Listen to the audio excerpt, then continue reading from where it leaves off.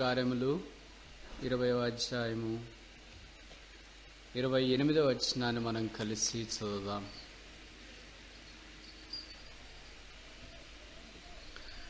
Acts of the Apostles chapter 20, reading all together verse 28.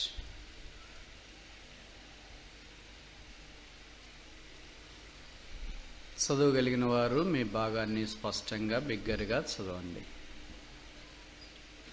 దేవుడు తన స్వరక్తమిచ్చి సంపాదించిన తన సంఘమును కాయటకు పరిశుద్ధాత్మ మిమ్మను దేనియందు అధ్యక్షులుగా ఉంచును.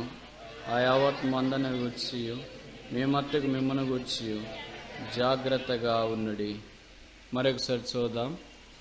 దేవుడు తన స్వరక్తమిచ్చి సంపాదించిన తన సంఘమును కాయటకు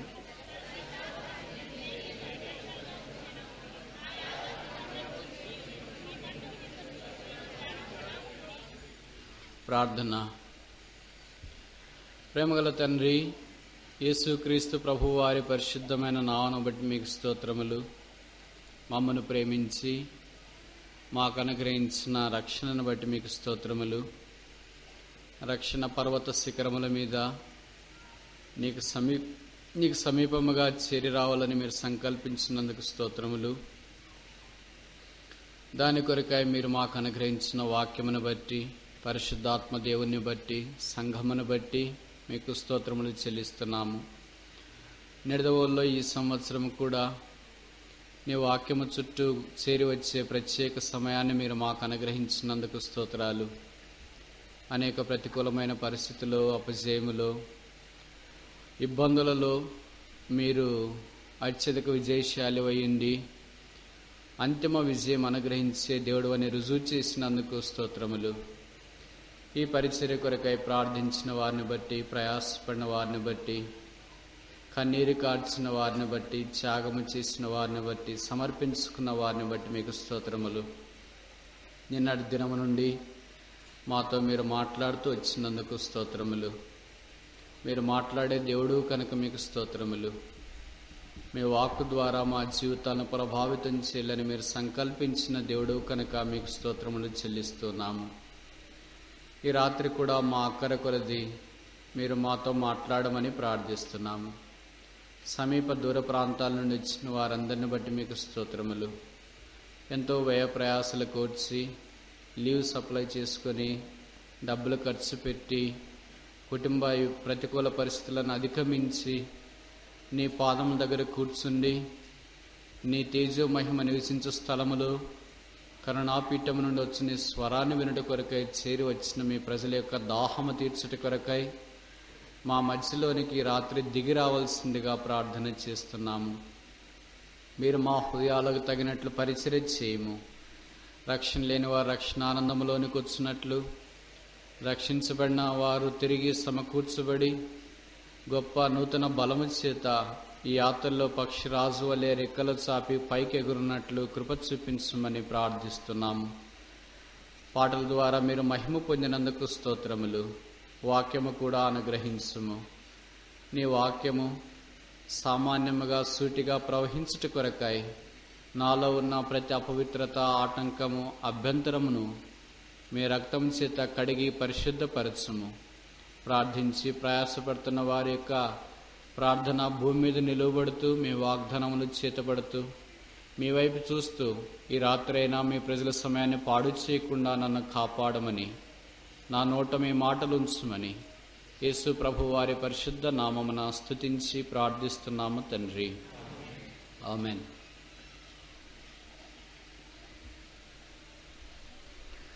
దేవుని సంఘం పరసంబంధమైనది. దేవుని సంఘం దైవికమైనది. దేవుని సంఘం నిత్యత్వము కొరకు సిద్ధపరచబడుచున్నది. దేవుని సంఘం దేవుడు స్వరక్తమిచ్చి సంపాదించినది. ఆ సంఘమును అంతకంతకు కట్టుచు ఆత్మ సంబంధమైన విధానములు మనల్ని నడిపించాలని దేవుడు కోరుచున్నాడు. దాంట్లోని భాగముగా నిన్నటి ఉదయకాలము నుండి దేవుని సంఘానికి సంబంధించిన కొన్ని విషయాలు మనం పరిగెరుకోవటానికి ఆరంభించినాం. మొదటిది, the prologue of the church, సంఘం యొక్క ముందు మాట. రెండవది the primaries of the church, సంఘం యొక్క ప్రాథమిక విషయాలు. మూడవది the privileges of the church, సంఘం యొక్క ఆధిక్యతలు. నాలుగవది the personality of the church, సంఘం యొక్క వ్యక్తిత్వం. ఐదవది the principles of the church, సంఘ నియమాలు. ఆరవది రాత్రి మీరు అనుమతిస్తే the problems of the church, సంఘ సమస్యలు.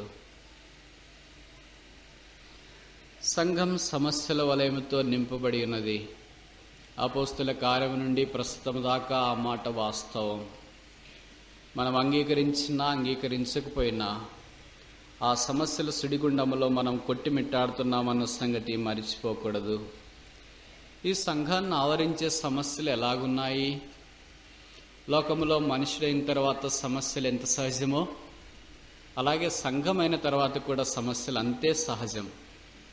మనుషులైన తర్వాత రక్తమాంసములు ఎంత వాస్తవమో సంఘమైన తర్వాత సమస్యలు కూడా అంతే వాస్తవం. ఇలాంటి వాస్తవమైన సమస్యల్లో ఎలాగో మనము సమస్యల సుడిగుండాన్ని ఈది తీరము చేరాలి అనే ప్రశ్నలు అనేకసార్లు మన మనస్సులో మెదులుతూ ఉంటాయి. అనేక సందర్భాలలో సమస్యల సుడిగుండములు చిక్కుకొనిపోయి అవతల తీరం చేరలేక యువతల ఒడ్డుకు రాలేక అలాగే కృషించిపోట సహజమే. ఇలాంటి పరిస్థితులన్నింటిలో సంఘాన్ని ప్రభావితం చేసే సమస్యలేంటి, దాని నుండి బయటపడే మార్గాలేంటి అనే ప్రాథమికమైన ప్రశ్నలు అనేకసార్లు మనకు కలుగుతూ ఉంటాయి. అలాంటి ప్రశ్నలకి ఈ రాత్రి మీరు అనుమతిస్తే దేవుని వాక్యాన్ని ఆధారం చేసుకుని జవాబులు చుట్టానికి ప్రయత్నిస్తాం. The problems of the church, సంఘ సమస్యలు ఏంటవి? అపోస్తుల కార్యములు 20వ అధ్యాయము. అపోస్తుల కార్యములు 20వ అధ్యాయము 28వ వచనం మనం ఇందాక చదివాం. మరొకసారి మీరు అనుమతిస్తే నేను చదువుతా. దేవుడు తన స్వరక్తమిచ్చి సంపాదించిన తన సంఘమును కాయటకు పరిశుద్ధాత్మ మిమ్మను దేనియందు అధ్యక్షులుగా ఉంచును. ఆ యావత్ మందను గూర్చియు మీ మట్టుకు మిమ్మను గూర్చియు జాగ్రత్తగా ఉండుడి. జాగ్రత్తగా ఉండుడి. Be careful. జాగ్రత్త కలిగి ఉండుట.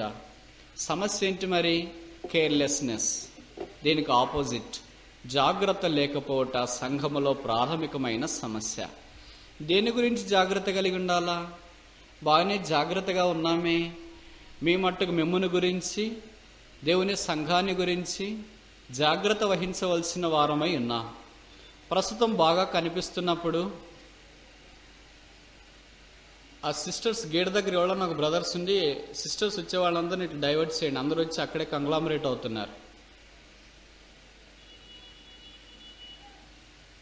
Tell them they have a open space. జాగ్రత్తగానే ఉన్నట్టు కనిపిస్తున్నాం కదా, ఎక్కడ అజాగ్రత్తగా ఉన్నాము? మనకు తెలియకుండానే అజాగ్రత్త మనల్లో దోబూచులాడుతుంది. అది సాధారణమైన నైజం. భక్తుల జీవితాల్లోనికి మనము తొంగి చూచినప్పుడు వారిలో కూడా ఈ అజాగ్రత్త అనేది తాండవం ఆడింది. 365 రోజుల సంవత్సరంలోనంతా జాగ్రత్తగా ఉంటాం. ఏదో ఒక క్షణంలో అజాగ్రత్తగా ఉండట సహజమే. అలాంటి సందర్భంలోనే సాతాను దాడి చేసి దేవుని పక్షాన మనకున్న ఆ ఆశను భంగము చేస్తాడన్న సంగతి వాస్తవం. ఆదామవ్వలు ఏదైనా తోటలో చాలా జాగ్రత్తగా ఉన్నారు. ఏదో ఒక బలహీనమైన అజాగ్రత్త సమయంలో సాతాను వారి మీద దాడి చేసి వారి జీవితాన్ని భంగం చేసిన సంగతి మనకు పరిచయం. ఇప్పుడు అబ్రహాము దగ్గరికి వస్తాం. అబ్రహాము 70 సంవత్సరాలప్పుడు పిలువబడినప్పుడు విశ్వాసులకు తండ్రిని పేరుగాంచి దేవుని నామహిమ కొరకు బలమైన కార్యాలు చేసి తన కుమారుడైన ఇస్సాకును బలిపీఠం మీద ఉంచి దేవునికి అప్పగించడానికి కూడా వెనక తీయని ధీరోదాత్తమైన విశ్వాస వీరుడని విశ్వాసులకు తండ్రి అన్న సంగతి మనకు పరిచయం. అబ్రహాం దగ్గరికి వెళ్ళి మనం వైకిచ్చి అబ్రహామాన్న విశ్వాసులకు తండ్రి కదా, దాదాపు 100 సంవత్సరాలు దేవునితో అచంచలమైన నడకన నడిచావు కదా, నీలాంటి విశ్వాసి బహుశా బైబిల్ యొక్క చరిత్రకి లేడేమో. అయితే ఒక చిన్న విషయం చెప్పమంటారా? మీరు కూడా అబద్ధం చెప్తారు. నేనా? అబద్ధమా? చెప్పడమా? నాకు కావాల్సిన దేశంలో నుండి విడిచిపెట్టి ఇక్కడ బయటకు వచ్చానే, మహిమగల దేవుని నేను చూచానే, నేనేంటి అబద్ధం చెప్పడం ఏంటి? ఆ తర్వాత వాక్యం చదివితే మనకు అర్థమయ్యే సంగతి ఏంటంటే, అబ్రహాం అబద్ధం చెప్పుట, ఆ పొరపాటును బట్టి తాను నష్టాన్ని సంపాదించుకున్నట, హాగర్ తన వెంట వచ్చుట, హాగర్ ద్వారా ఇస్మాయిలను కనుట, ఆ తర్వాత జరిగిన విపత్తు క్రైస్తవ లోకానికి సుపరిచితం, అక్షర సత్యం. ఒక్క అబద్ధం ఎంత వినాశనాన్ని భూమి మీదకి తీసుకుని వచ్చిందో ఆలోచించాలి. మిమ్మల్ని గురించి, మీ సంఘమును లేదా మీరు చేరి వచ్చిన వారిని గురించి మీ మట్టుకు జాగ్రత్తగా ఉండండి. ఇప్పుడు మనం మోషే దగ్గరికి వస్తాం. మోషే, నువ్వు దేవుని ఇల్లంతట్లో నమ్మకమైన వాడివి. నీలాంటి నమ్మకస్తుడు భూమి మీద ఇంతవరకు లేడు. ఎవరైనా నమ్మకస్తులు ఉన్నారంటే దేవుడు మొట్టమొదట ఆ లిస్టులో నిన్నే ఉంచాలి.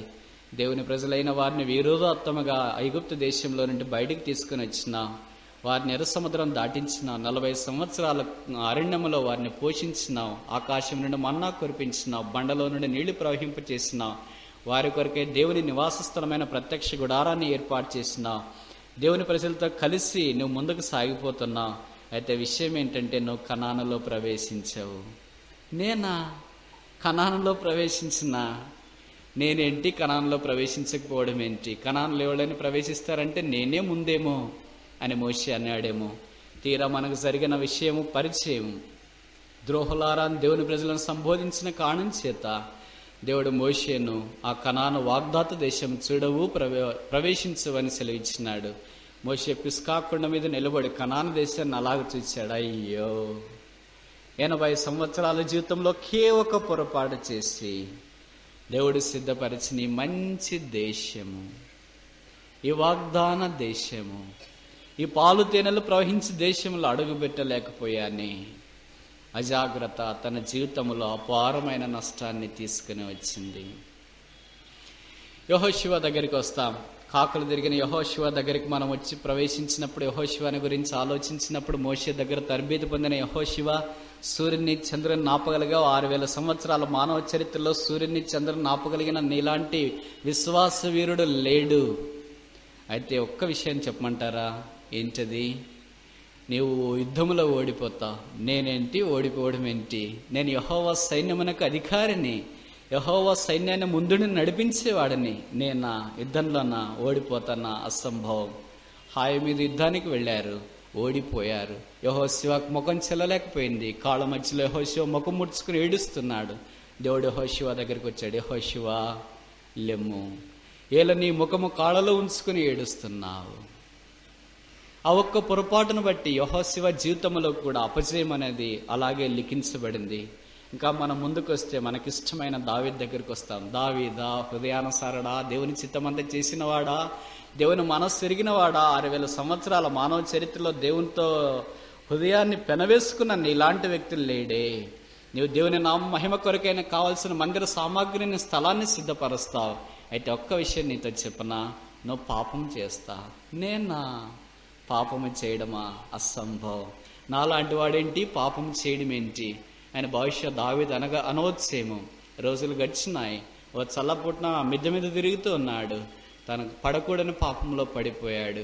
ఆ తర్వాత తనకు కలిగిన అపారమైన నష్టం, తన కుటుంబం పాడు కావడం, తిరిగి దేవుడు సమకూర్చడం, ఇవన్నీ మనకు పరిచయమే. గిబియోన్లో సొలొమోనుకు దేవుడు ప్రత్యక్షమయ్యాడు. ఓ సొలొమోనా, నీ ప్రార్థన నేను ఆలకించినాను. ఏం కావాలో కోరుకో. డబ్బు కావాలా? ఆస్తి కావాలా? రాజ్యం కావాలా? సింహాసనం కావాలా? ఏం కావాలో కోరుకో. దేవా, నా జ్ఞానమి, ఇవన్నీ అవసరం లేదు. దేవుడు జ్ఞానంతో పాటు వాటన్నిటిని ఇచ్చినాడు. సొలొమోను మహాజ్ఞాని అయిపోయాడు. సొలొమోను దగ్గరికి మనం వెళ్ళి అడిగామనుకో, సొలొమోను, నీవు మహాజ్ఞానివి, దేవుని నామ ఘనత కొరకు అద్భుతమైన అందమైన మందిరాన్ని నిర్మిస్తావు. యెరూషలేములో అలాంటి మందిరం ఇంతదాకా కట్టజాలరు. నీ వలె జ్ఞానం కలిగిన వాడు భూమి మీద ఎవరున్నారయ్యా? ఒక్క విషయం చెప్పమంటావా? నీ భార్యలు నీ మనస్సును త్రిప్పివేసి ఏ చేతులైతే దేవుని మందిరాన్ని కట్టాయో అదే చేతులే బలిపీఠాన్ని కట్టేటట్లు చేస్తాయి బయలుదేవత కొరకు. నేనా? నా చేతులు దేవుని మందిరాన్ని కట్టిన చేతులు బయలుదేవత కొరకు బలిపీఠాలు కట్టడం అసంభవం అని బహుశా సొలొమోన్ మాట్లాడొచ్చేమో. రోజులు గడిచినాయి. సొలొమోన్ యొక్క హృదయాన్ని స్త్రీలు తిప్పివేసినారు. ఏ చేతులైతే దేవుని మందిరాన్ని కట్టాయో అదే చేతులే బయలు యొక్క బలిపీఠాన్ని కట్టాయి. ఇలాగ అంచెలంచెలుగా దేవుని యొక్క వాక్యంలో మనం చూస్తూ వెళితే ఈ జాగ్రత్త లేని స్థితిని బట్టి, కేర్లెస్నెస్, వారు పొందిన అపార నష్టం. ఆఖరిగా మనం మనకిష్టమైన వ్యక్తి దగ్గరికి వస్తాం. ఉదాహరణకి పేతురు దేవునితో నడిచిన వాడు. దోణి వదిలేసి, వల వదిలేసి, చేపలు వదిలేసి యేసు ప్రభుతో కూడా ఉన్నాడు. యేసు ప్రభు స్వరం విన్నాడు. యేసు ప్రభు అడుగుజాడల్లో ఉన్నాడు. యేసు క్రీస్తు ప్రభు కొరకు కార్యాలు జరిగించినాడు. సముద్రం మీద నడిచాడు. చనిపోయిన వారిని బాగు చేయటానికి సమర్థతగా పేతురు రుజువు చేయబడ్డాడు. అయినా పేతురు దగ్గరికి వచ్చి మనం చెప్పాం, పేతురు ఇవన్నీ చాలా బాగున్నాయి, ఒక్క విషయం నీవు చెప్పమంటావా? ఏంటది? నువ్వు యేసు ప్రభుని గురించి బొంకనంటావు, పరిగెత్తిపోతావు, ఆయన నాకు తెలియదు అంటావు. నిజమా? నేను యేసు ప్రభుని గురించి నాకు తెలియదు అంటానా? అసంభవం. భూమి ఆకాశం ఉన్నంత దాకా అలాంటి కార్యం జరగదుగాక జరగదు. విచిత్రమైన సంగతి ఏంటంటే దానికి భిన్నంగా జరిగిపోయింది. ఒక చిన్న అమ్మాయి వచ్చింది, పేతురు నువ్వు ఆయనతో కూడా ఉన్నావు కదా. ఆయన ఎవరు? నేను ఎరగను. What a failure. బైబిల్ ఇలాంటి ఉద్దండ పిండలైన అబ్రహాం మొదలుకొని పేతురు దాకా ఓ బలహీనమైన క్షణంలో జాగ్రత్తగా లేని కారణం చేత పడిపోయిన పతనం ఈ దినాన మనకు సవాలు కాదా? అబ్రహాము లాంటివాడే, మోషే లాంటివాడే, యెహోషువ లాంటివాడే, దావీదు లాంటివాడే, సొలొమోను లాంటివాడే, పేతురు లాంటివాడే ఓ బలహీనమైన క్షణంలో జాగ్రత్తగా లేని కారణం చేత అంత అపారమైన నష్టాన్ని కూడగట్టుకుంటే మన సంగతి ఏంటి? అసలు మనకు బలహీనమైన క్షణం అనేది ఉందా? లేదు. ఎందుకంటే బలమైన క్షణం ఉంటేగా బలహీనమైంది ఉండేది. ఉండేదంతా బలహీనమైందే కనుక బలమైంది ఏంటో మనకు తెలియదు, ఎక్కడ పడిపోయామో మనకు తెలియదు. ఎందుకంటే పడిపోయిందేగా. జీవితం అంతా అలాగే సాగిపోతుంది. వారిని గురించినైతే ఒకే ఒక సందర్భాల్లో పడిపోయింది పరిశుద్ధాత్మ రాశాడేమో కానీ మన జీవితాల గురించి రాయటానికి పరిశుద్ధాత్మ దేవుణ్ణి ఇస్తే ఏం రాయాలండి? అంత పతనమేగా. ఒకే మాటలో రాయమంటారా? అపోస్తలుడైన పౌలు ఎఫెసీ సంఘ పెద్దలను ఉద్దేశించి చెప్పిన మాట ఏంటంటే, మీ మట్టుకు మీరు ఇతరులను గురించి మీరు జాగ్రత్తగా ఉండండి. Be careful. వేరే వారిని గురించి నువ్వేం ఆలోచన చేయొద్దు. మొట్టమొదట నీ గురించి, నీ కుటుంబాన్ని గురించి, నీ పిల్లల గురించి, నీ బాధ్యతను గురించి నువ్వు జాగ్రత్తగా ఉండటానికి ప్రయత్నించు. This is the basic problem in the house of the God today. దేవుని మందిరావరణంలో ఈ దినాల్లో ఉన్న ప్రాథమికమైన సంగతి ఏంటంటే జాగ్రత్త లేకపోవట. కనుక మొట్టమొదట మన బలహీనత మనం ఏం గుర్తించాలా? We are careless people. మనం జాగ్రత్త లేని వారము. అందుకని జాగ్రత్త కలిగి ఉండాలని దేవుడు కోరుచున్నాడు. రెండవ బలహీనత ఏంటి? అపోస్తుల కార్యములు 20వ అధ్యాయం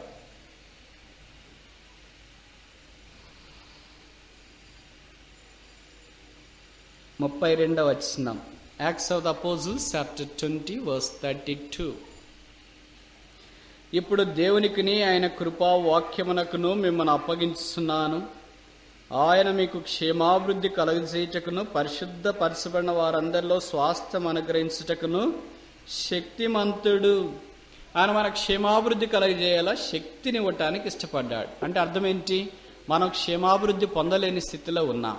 ఇంకో మాటలో చెప్పాలంటే దీన్ని మన భాషలో మనం అర్థం చేసుకోవటానికి ఇలాంటి పదం వాడచ్చు, shallowness. The problem of shallowness. మనకంతా చాలా మన్ను లేని రాతి నేల కనిపిస్తూ ఉంటుంది. అంటే లోతు లేని స్థలం. బయటికి బాగా కనిపిస్తాం. చూడటానికి ఎంత అందంగా, ఎంత రమ్యంగా, ఎంత సౌందర్యంగా, క్రైస్తవులంటే గోదావరి జిల్లాలో వాళ్లే అన్నట్టుగా కనిపిస్తాం. అంతకు మించి ప్రతిస్వరూపము లేదేమో అన్నట్టుగా కనిపిస్తాం. కానీ విచిత్రమైన సంగతి ఏంటంటే అదంతా కేవలము కొద్ది లోతు మాత్రమే. కిందికి వెళ్ళేటప్పటికి ఏం కనిపిస్తుంది?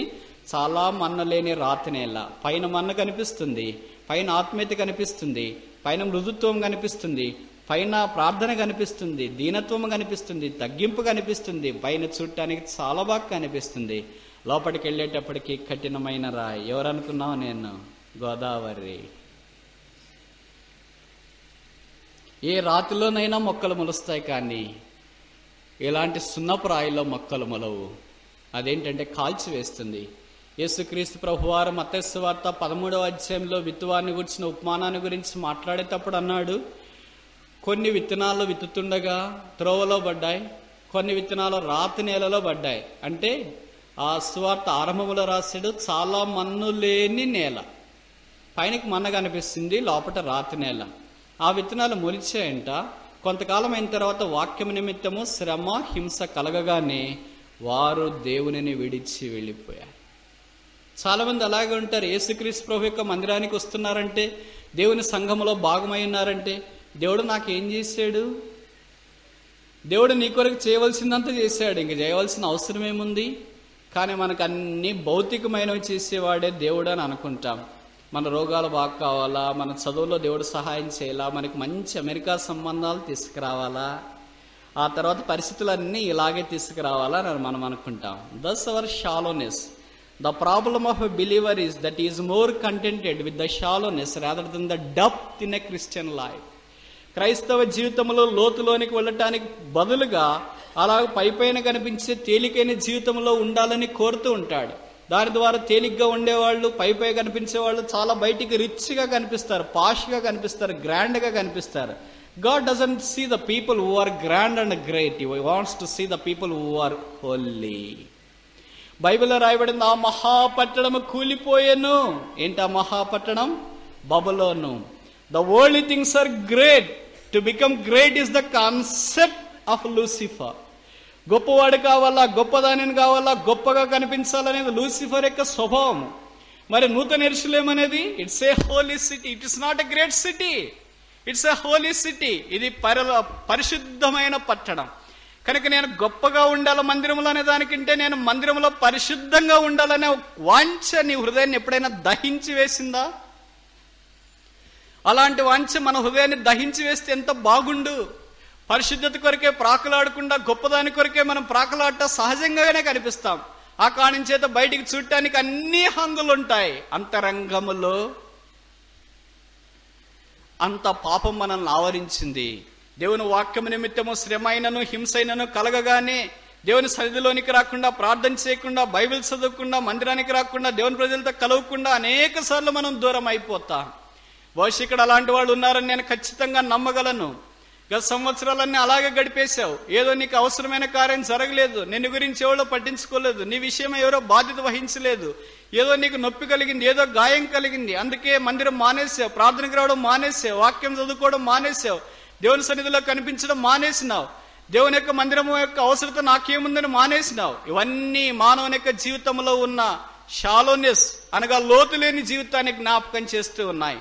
లోతు లేకుండా ఎంతకాలం ఇలాగ పైకి కనిపించాలని కోరుతున్నావు. ఓ దినాన ప్రభు వస్తున్నాడు.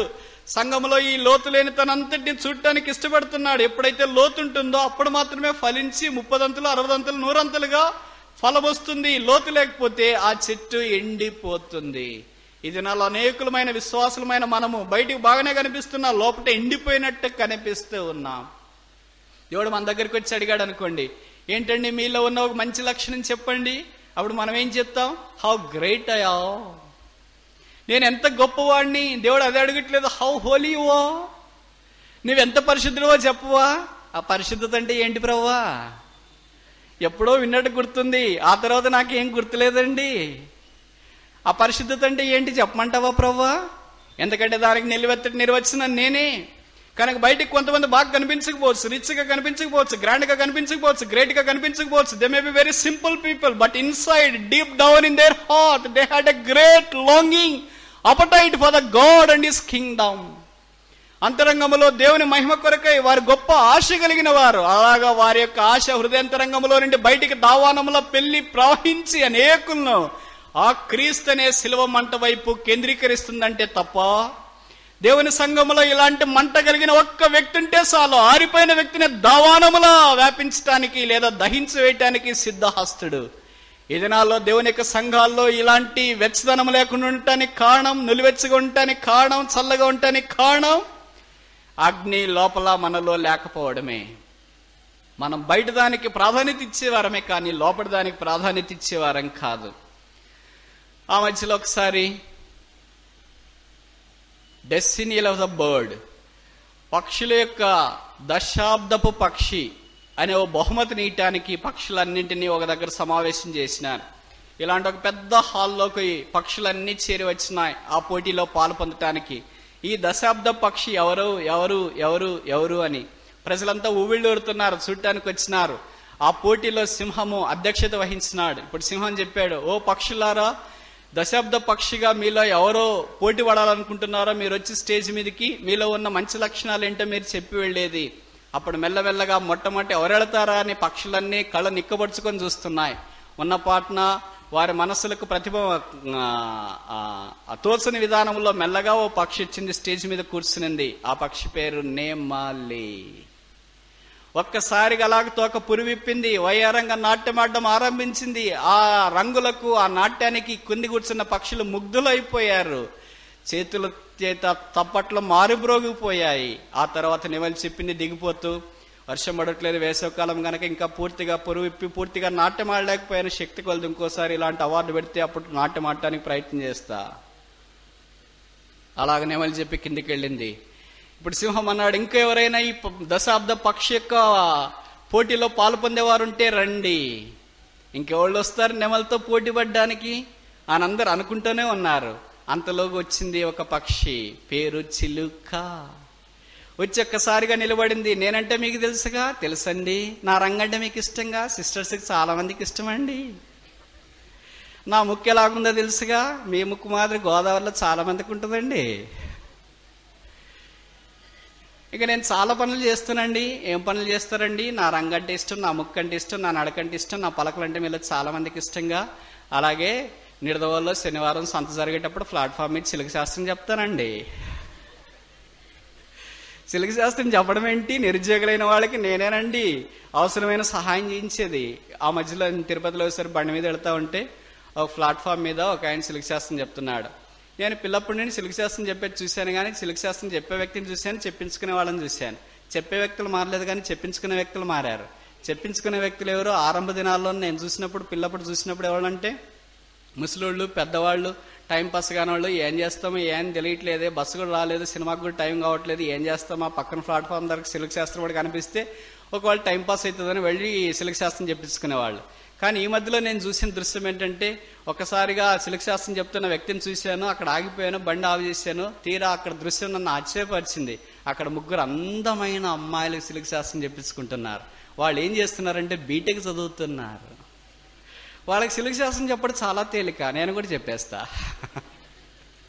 బహుశా వాళ్ళకి ఏం సిల్క్ శాస్త్రం చెప్తాడు, అమ్మాయి మీరు బీటెక్ మంచి మార్కులతో పాస్ అవుతారు, ఆ తర్వాత ఎంఎస్ యూఎస్లో అమెరికాకి అప్లై చేస్తారు, మీకు స్కాలర్షిప్ వస్తుంది, వీసా కొరకు అమెరికన్ కాన్సులేట్కి చెన్నైకి వెళ్తారు, మీకు వీసా వస్తుంది, మీరు అమెరికా వెళ్తారు, ఎంఎస్ చేసిస్తారు, ఉద్యోగం సంపాదిస్తారు, అమెరికాలో ఒక అబ్బాయిని చూస్తారు, ప్రేమిస్తారు, పెళ్లి చేసుకుంటారు, చాలా అందంగా కాలం చేస్తుంటారు, 2 పిల్లలు కలుగుతారు, కారు కొంటారు, ఇల్లు కొంటారు, ఆర్థిక మాంద్యం వస్తుంది, విడాకులు తీసుకుంటారు, నువ్వు ఇంటికి వస్తావు, చనిపోతావు. అంతేనా అంకుల్? అంతేనమ్మా. అలా బహుశా అవన్నీ చెప్పేసాడేమో. ఎంత అంకుల్? 5 రూపాయలు ఇయ్యమ్మా.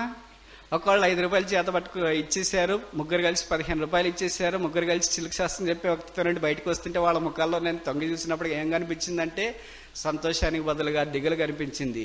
చిలక లాంటి ముక్కలే కానీ చిలక లాంటి సంతోషం లేదు. కనుక చిలుక చెప్పింది, నేను ఇంత మందికి జీవనోపాధి కలగజేస్తున్నాను కనుక నేనే ఈ దశాబ్దపు పక్షిని. ఆ తర్వాత చిలుకెళ్ళి కూర్చునింది. సింహం అన్నాడు, ఇంకా ఎవరైనా ఈ పోటీలో పాలు పొందే పక్షులు ఉన్నారా? ఇంకెవాళ్ళు ఉన్నారు? నెమలితో ఎవరు పోటీ పడతారు, చిలకతో ఎవరు పోటీ పడుతున్నారు అని అంటూ ఉన్నాగానే ఒక్కసారి ఇంకో పక్షి వచ్చింది, స్టేజ్ మీద నిలబడింది. ఆ పక్షి పేరు కోవిలా. అబ్బా, పాట పాడడం ఆరంభించింది. ఓ యేసు నీ ప్రేమ. అబ్బా, కోవిల వచ్చింటే బాగుండే, కడప నుండి ఎందుకు వచ్చిందా ఈ టీము అనుకునేటట్టుగా పాడింది. కానీ అప్పుడు కోవిల చెప్పింది, నేను పాడటానికి చాలా పాటలు ఉన్నాయి, కానీ సీయోని గీతల పాటలనే నాకు వచ్చు, కానీ మీకు రాకపోయినా నాకు కాదు, కోవిలకి. కానీ టైం లేదు కనుక నేను వెళ్ళి దిగేస్తున్నాను. వెళ్ళి కోవిల దిగిపోయి కూర్చునింది. ఆ తర్వాత సింహం అడిగాడు, ఇంకా ఎవరైనా పాలు పొందేవాళ్ళు ఈ పోటీలు ఎవరైనా ఉన్నారా? ఇంకెవళ్ళు వస్తారు? నెమలతో పోటీ పడేవాళ్ళు, చిలకతో పోటీ పడేవాళ్ళు, కోవెలతో పోటీ పడేవాళ్ళు ఎవళ్ళు ఉన్నారని ఆలోచిస్తున్నప్పుడే వారి ఆలోచనలకు భిన్నంగా ఒక పక్షి వచ్చి స్టేజ్ మీద నిలబడింది. ఆ పక్షి పేరు హంస. నేనంటే మీకు తెలుసుగా? తెలుసండి, గోదావరి జిల్లాలో ఎక్కువ కనిపిస్తుంటారు.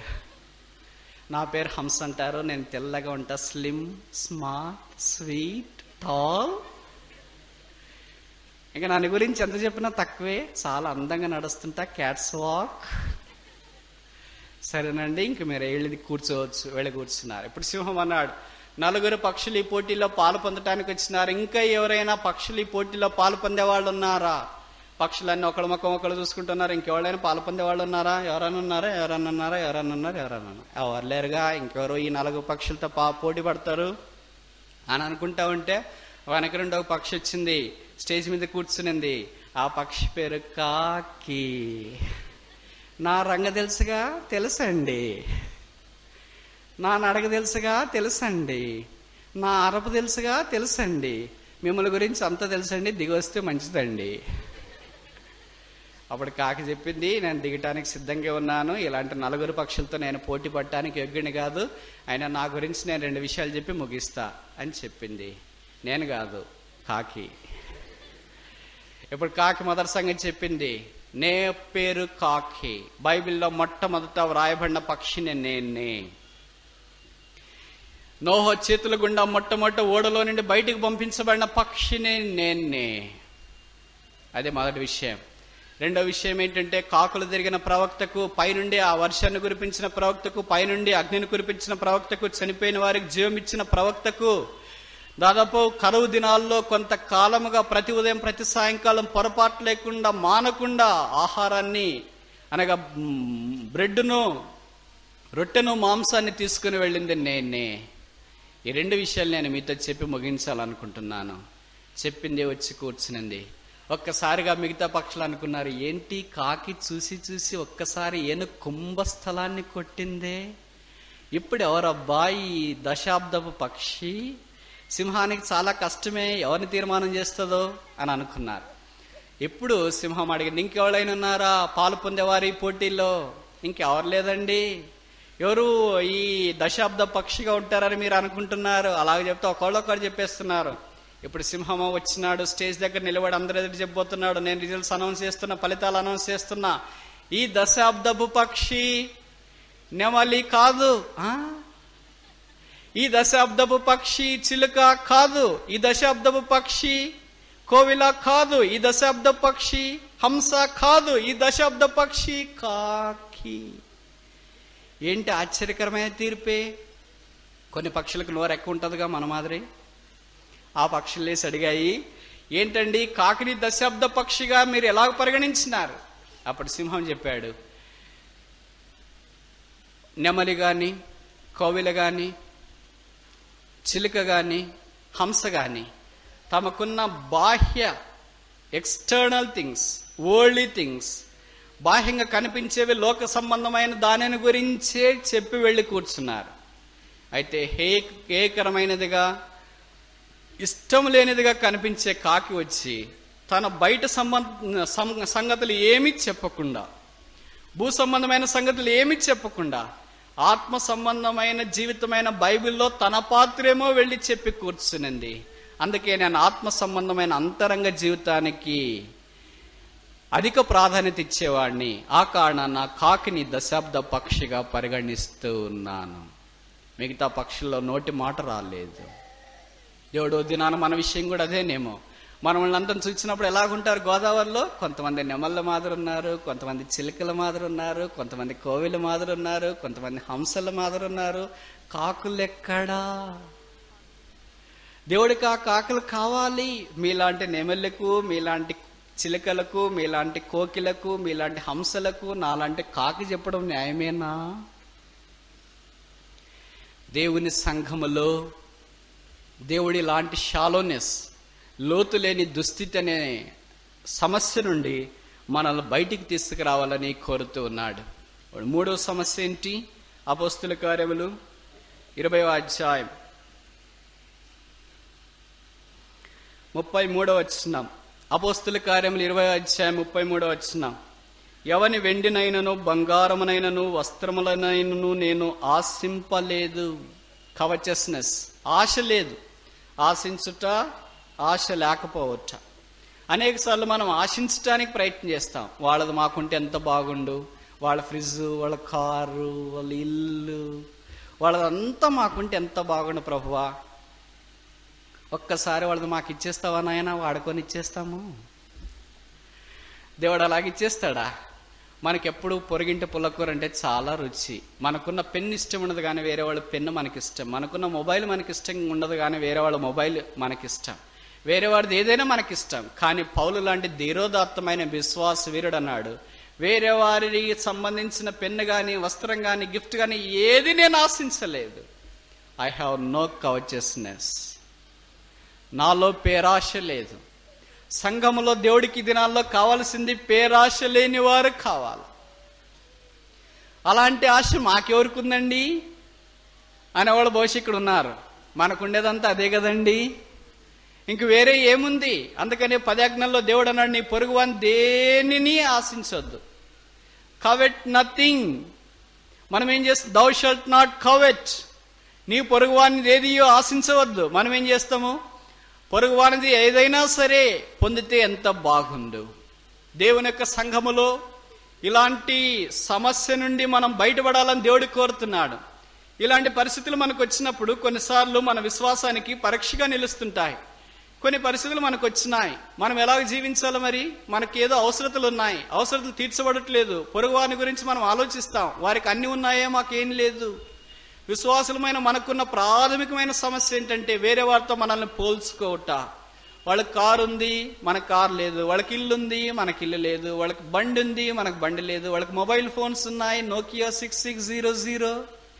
మనకేమీ లేదే.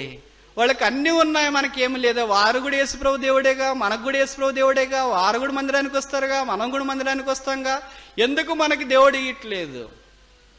బహుశా ఏ ఉద్దేశంతో దేవుడు వారికి ఇచ్చినాడో అది మనకు అవసరం లేదు. మనకు దేవుడు ఇచ్చిన దాన్ని బట్టి మనం అంగీకరిస్తాం. మనం దేవుడు ఇకపోతే మనం దాని నుండి వేరైపోవటానికి ప్రయత్నం చేస్తాం. ప్రభువా, నీవు నాకు ఇచ్చిన ఈ విశ్వాసముల్లో సాగిపోతా. మనం ఎప్పుడైనా ఈ భౌతికమైన విషయాలు పొరుగువాని యొద్ద నుండి కోరుకోవడం ఆశించినట్లుగా ఆత్మ సంబంధమైన విషయాలు ఎప్పుడైనా మనం పొరుగువాని యొద్ద నుండి కోరుకున్నామా? ప్రభువా, ఆ మందిరంలో అక్కుకున్న విశ్వాసం నాకు ఇస్తే ఎంత బాగుండు, వారికున్న త్యాగం నాకు ఇస్తే ఎంత బాగుండు, వారికున్న ప్రార్థనా జీవితం నాకు ఇస్తే ఎంత బాగుండు, వారికున్న ఆసక్తి నా హృదయంలో విశ్వంతన పోస్తే ఎంత బాగుండు, వారికున్న దేవుని వాక్యం విషయమైన పరిజ్ఞానం నాకు ఇస్తే ఎంత బాగుండు. ఇలాంటి దాని గురించి పొరపాటును కూడా విషయమంతా కూడా మన జీవితంలో ఏనాడో ఆశ కలగదు. వారి వాళ్ళు ఉంటే ఎంత బాగుండు. మనకు కూడా ఇలాంటి పేరాశ కలిగి ఉండడం ఆత్మీయ విషయాల్లో అవసరమే. ప్రభువా, భక్సింగ్ గారు లాగా నేనుంటా నాయన. ఇది పేరాశ కాదు, మంచి ఆశ. అలాంటి ఆశ మనకెందుకు వస్తుంది? పొరపాటున కలలో కూడా రాదు. అపోస్తుడైన పౌలు వలె నేనుంటాను ప్రభువా, ఎంత బాగుంది ఈ ఆశ. అపోస్తుడైన పేతురు వలె నేనుంటాను ప్రభువా, ఎంత బాగుంది ఈ ఆశ. అంత పెద్ద ఆశ వద్దులే, చిన్న ఆశ. అపోస్తుడైన పౌలు వలె నేను ప్రార్థన చేస్తా ప్రభువా, అపోస్తుడైన పౌలు వలె నేను కన్నీరు గారుస్తా ప్రభువా, అపోస్తుడైన పౌలు వలె నీ ప్రజల కొరకు పరిచర్య ధర్మము నిర్వహిస్తాను ప్రభువా. ఒక్కటి దైవజనుల్లో ఉన్న ఒక్క లక్షణము నేను కావాలని కోరుతున్నా. ఈ సంవత్సరం నాకు ఆ ఒక్క లక్షణం ఇయ్యవో. ఎప్పుడైనా ఇలాంటి ప్రార్థన మనం చేసామా? ఇలాంటి దాన్ని బట్టి ఎప్పుడైనా నీ హృదయం కుమిలిపోయిందా? నేను పౌలు మాదిరిలేనే, నేను భక్సింగ్ గారి మాదిరిలేనే, నేను ఇలాగ ఎందుకు అయిపోయాను అబ్బా అని ఎప్పుడైనా నీకు నిద్ర పట్టుకోకుండా అయిందా? ఎప్పుడైనా నిద్ర పట్టకుండా అలాగే కళ్ళు తెరుచుకొని బోర్లు పండుకొని దేవుని సన్నిధిలో ప్రాధాయపడ్డావా? ఇలాంటిది పొరపాటు కూడా మన జీవితంలో జరగలేదని నేను ఖచ్చితంగా చెప్పగలను. దానికి ప్రతికూలంగా జరిగినాయి. ప్రభువా, వాళ్ళు పాస్ అయిపోయారు, నేను ఎందుకు ఫెయిల్ అయ్యాను నాయన. నాకు ఈ రాత్రి నిద్ర పట్టదు. వాళ్ళని ఫెయిల్ చేస్తావా, నన్ను పాస్ చేస్తావా? ఇలాంటి దాని కొరకు బహుశా మనం కోరి ఉన్నామేమో. వాళ్ళకి అమెరికా వీసా వచ్చింది ప్రభు, అది క్యాన్సిల్ చేస్తావా, నాకు వీసా ఇస్తావా? వాళ్ళకి మంచి అమెరికా సంబంధం వచ్చింది, ఆ సంబంధాన్ని క్యాన్సిల్ చేస్తావా, నాకు సంబంధం ఇస్తావా? వాళ్ళకి ఇవ్వకపోతే నాకు ఇవ్వాలా? ఇలాగ మనం పోరాడిన సందర్భాలు ఎన్నున్నాయి. ఇలాగ ఆశపడిన పరిస్థితులు ఎన్నున్నాయి. ఇలా కావాలనుకునేవి ఎన్నున్నాయి. నా దేవుడు నాకు ఇచ్చిన దాంట్లో నేను సంతృప్తి పడతా. నా దేవుడు పేదరికం ఇచ్చినా, పస్తు ఇచ్చినా, దిగంబరత్వం ఇచ్చినా, కష్టం ఇచ్చినా, కన్నీరు ఇచ్చినా, రోగం ఇచ్చినా, ఇబ్బందులు ఇచ్చినా, అవమానం ఇచ్చినా, శ్రమ ఇచ్చినా, వేదన ఇచ్చినా, దిగంబరత్వం ఇచ్చినా, కరువు ఇచ్చినా, ఖడ్గం ఇచ్చినా నేను అంగీకరించడానికి ఇష్టమే అనేవారుంటే ఎంత బాగుండు. అనేక సార్లు మనం అలాగుంటానికి ఇష్టపడము. అదొక ఊరు. ఆ ఊర్లో విశ్వాసరాయలని ఒక సహోదరు ఉంది. భర్త విశ్వాసి కాదు, ఆమెకి పిల్లలున్నారు. ఓ దినాన ఆ ఇద్దరు పిల్లలు ఆమె కలిసి రాత్రి ప్రార్థన చేసుకుని పడుకోవడానికి ఆరంభించినారు. కుటుంబ ప్రార్థన అయిపోయిన తర్వాత ఆ ఇద్దరు పిల్లలు తల్లి దగ్గరికి వచ్చి అడిగారు, మమ్మీ ఈ రాత్రి భోజనానికి ఏం చేసావు? తల్లి నోట్లో నుండి బయటికి మాట రాలేదు. కారణం ఏంటంటే ఆ రాత్రి భోజనం తయారు చేయడానికి ఏ వస్తు సామాగ్రి తల్లి చింత అందుబాటులో లేదు. సాధారణంగా పిల్లలు తల్లి దగ్గరికి వచ్చి రాత్రికి ఏం చేసినావు అన్నప్పుడు ఏం చేయకపోతే, ఏం చేయటానికి వీలు లేకపోతే తల్లి హృదయము పేగులు తరక్కపోతాయన్న సంగతి మీలో తల్లులైన వారికి పరిచయం అనుకుంటా. ఆ పిల్లలకు కుటుంబ ప్రార్థనలో రాత్రి భోజనంకి ఏమీ లేదన్నట్టుగా చెప్పింది. మనకు భోజనానికి ఏమీ లేదు, రాత్రి పడుకోవాలా, ఎలా పడుకోవాలా మమ్మీ పస్తు? అప్పుడు ఆ తల్లి పిల్లలకు నేర్పించిన సంగతి ఏమో తెలిసిన, ఏలియా తాత కెరీతు వాగు దగ్గర ఉన్నప్పుడు కరువులో దేవుడు కాకోలముల చేత ఆ రొట్టె మాంసాన్ని పంపించినాడు, మనకు కూడా దేవుడు పంపిస్తాడు. కనుక పిల్లలు మీరు ఈ రాత్రి పడుకోనండి, దేవుడు కాకులను పంపించినప్పుడు నేను మిమ్మల్ని లేపుతా. ఏమర్థమవుతుందో ఆ సంగతి. ఈ దినాల్లో కూడా ప్రపంచం ఆర్థిక మాంద్యముతో ఉన్నది. There is a financial crisis to the world, but God has no financial crisis. The world has financial crisis, but God has no financial crisis. లోకానికి ఆర్థిక మంజం ఉన్నది, ఆర్థిక ఇబ్బందులు ఉన్నాయి, ఆర్థిక సంక్షోభంలో లోకం మునిగిపోయింది. But God is rich. దేవుడు ధనవంతుడు. ఆయన కంపెనీ దివాళా తీయలేదు. ఆయన కంపెనీలో ఉన్న వారిని ఉద్యోగము లేదు కనుక మిమ్మల్ని ఫైర్ చేస్తున్నానని పంపించటం లేదు. ఆయన నమ్ముకున్న బిడ్డలకు నేను మిమ్మల్ని పోషించలేను కనుక మీ ప్రాంతానికి, మీ దేశానికి వెళ్ళండి అని ఆయన పంపించలేదు. అమెరికా పంపిస్తుంది, ఇంగ్లాండ్ పంపిస్తుంది, ఆస్ట్రేలియా పంపిస్తుంది, జపాన్ పంపిస్తుంది, భారతదేశం కంపెనీలు కూడా వారి ఉద్యోగస్తులందరూ మేము మిమ్మల్ని పోషించలేము, go out. But here is a God who has no financial crisis. Here is a God who cannot fire his employees. తన యొక్క ఉద్యోగులను తిరస్కరించి బయటికి పంపించేవాడు కాదు ఈ దేవుడు. అలాంటి దేవుడు ఉన్నాడు. ఏలియా దేవుడు, మన దేవుడు. ఆ రాత్రి ఆ పిల్లలకు ఏం మాట్లాడుతుందో తల్లి అర్థం కాలేదు. రాత్రి పడుకున్నారు. దాదాపు మధ్యరాత్రి కావచ్చింది. కడుపు నిండా ఆహారం ఉంటేగా పిల్లలకు నిద్ర పట్టేది. మనకైనా సరే కడుపు ఖాళీగా ఉంటే కళ్ళు కూడా ఖాళీగా ఉంటాయి, నిద్ర పట్టదు. మధ్యరాత్రి ఒక్కసారిగా ఆ పిల్లలకి ఎవరిని లేచి చూచారు. తల్లి వారి పక్కనే పడుకొని ఉన్నట్టుగా ఉంది, కానీ కళ్ళు అలాగే తెరుచుకునింది. పిల్లల కళ్ళలో కళ్ళు పెట్టి చూచింది. ఏంటి మమ్మీ, రాత్రి కాకులు వస్తాయన్నావుగా, కిటికీ తలుపులు వేసావు, కాకులు ఎట్లు వస్తాయి? తల్లి గుండె ఒక్కసారి బద్దలైపోయింది. కిటికీ తలుపులు ఎందుకు వేసానంటే బయట వర్షం పడుతుంది, వర్షపు చినుకలు కిటికీలో నుండి లోపలికి వస్తాయి, లోపల తడిసిపోతారు, మీకు నిద్ర పట్టదు. కనీసం కడుపులో ఆహారం లేకపోయినా కంటి నిండా నిద్ర లేకపోతే బాగుండదు కదా, ఆ కారణం చేత నేను కిటికీలు వేసాను. అప్పుడు పిల్లలు అన్నారు, మమ్మీ కిటికీలు తలుపులు వేస్తే కాకులు ఎట్లు వస్తాయి? ఈ తల్లికి ఏం చేయాలో తోచలేదు కనుక ఆ మధ్యరాత్రి ఉన్న పాటను ఒక్కసారి కిటికీల దగ్గరికి వెళ్ళి అలాగ కిటికీ తలుపులు తీసొచ్చి కూర్చునింది. తనకు అర్థం కాకుండా ఉన్న పాటన రాత్రి కాకులు పెద్ద మాంసపు బాక్సులు ఆ కిటికీలో నుండి లోపలికి ఇంట్లోకి త్రోసివేశాయి. ఆ తర్వాత పెద్ద రొట్టెలు కలిగిన ఒక బాక్స్ని ఆ కిటికీ గుండా లోపలికి త్రోసివేశాయి. పిల్లలు ఉన్న పాటన ఆ బాక్సులు చుట్టూ చేరి వచ్చినారు. ఏంటి బాక్సులు తెరవడం ఆరంభించారు. ఒక పెట్టెలో రొట్టెలున్నాయి, బ్రెడ్, ఇంకొక పెట్టెలో మాంసం కనిపిస్తుంది. చూచి పిల్లలు ఆశ్చర్యపోయారు, దేవుడు కాకులు ఎలాగ పంపించాడు. ఈ తల్లి పెట్టెల వైపు చూడట్లేదు కానీ కాకుల వైపు చూస్తుంది. కిటికీ దగ్గరికి వచ్చింది, చూచింది. ఇప్పుడు ప్రశ్న ఏంటంటే, కాకులు రాత్రి వస్తాయా? రావు. కాకులు ఎప్పుడైనా పగలే వస్తాయి కానీ రాత్రి రావు, మొదటిది. రెండోది, కాకులు ఎప్పుడైనా వర్షం పడినప్పుడు బయటికి రావు. వర్షం లేకుండా పొది వాతావరణం ఉన్నప్పుడే కాకులు బయటికి వస్తాయి.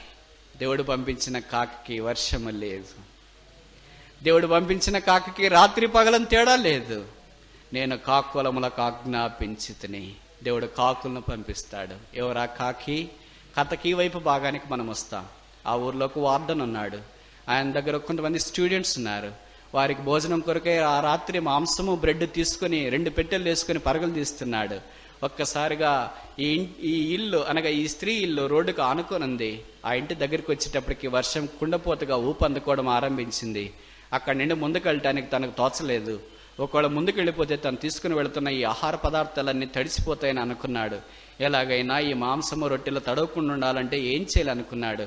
ఒక్కసారిగా ఇంటి దగ్గరికి వచ్చినాడు. తలుపులు వేయబడింది. ఎక్కడ దాక్కోవాలి, ఎక్కడ ఈ రొట్టె మాంసము తడవకుండా కాపాడుకోవాలి అని అలాగా ఆలోచిస్తుంటే తన ఇంటి ఆ తలుపు పక్కన ఉన్న ఒక కిటికీ కనిపించింది. దానికి షేడ్ ఉంది. ఆ షేడ్ కింద కూర్చున్నాడు కాకి. రాత్రి నిద్ర పట్టలేదు. బాగా అలాగే వర్షం కురుస్తుంది. మధ్యరాత్రి అయిపోయింది. ఇప్పుడు ఆయనకు అర్థమైపోయింది, నేను ఈ మాంసము రొట్టెలు తీసుకుపోయిన భవిష్యత్ పిల్లలు నిద్రపోయి ఉంటారేమో, వారిని లేపి ఏం తినిపిస్తాము, కానీ ఇది ఏం ఉపయోగం అవుతుంది ఇంకా అని అలాగే ఆలోచిస్తున్నాడేమో.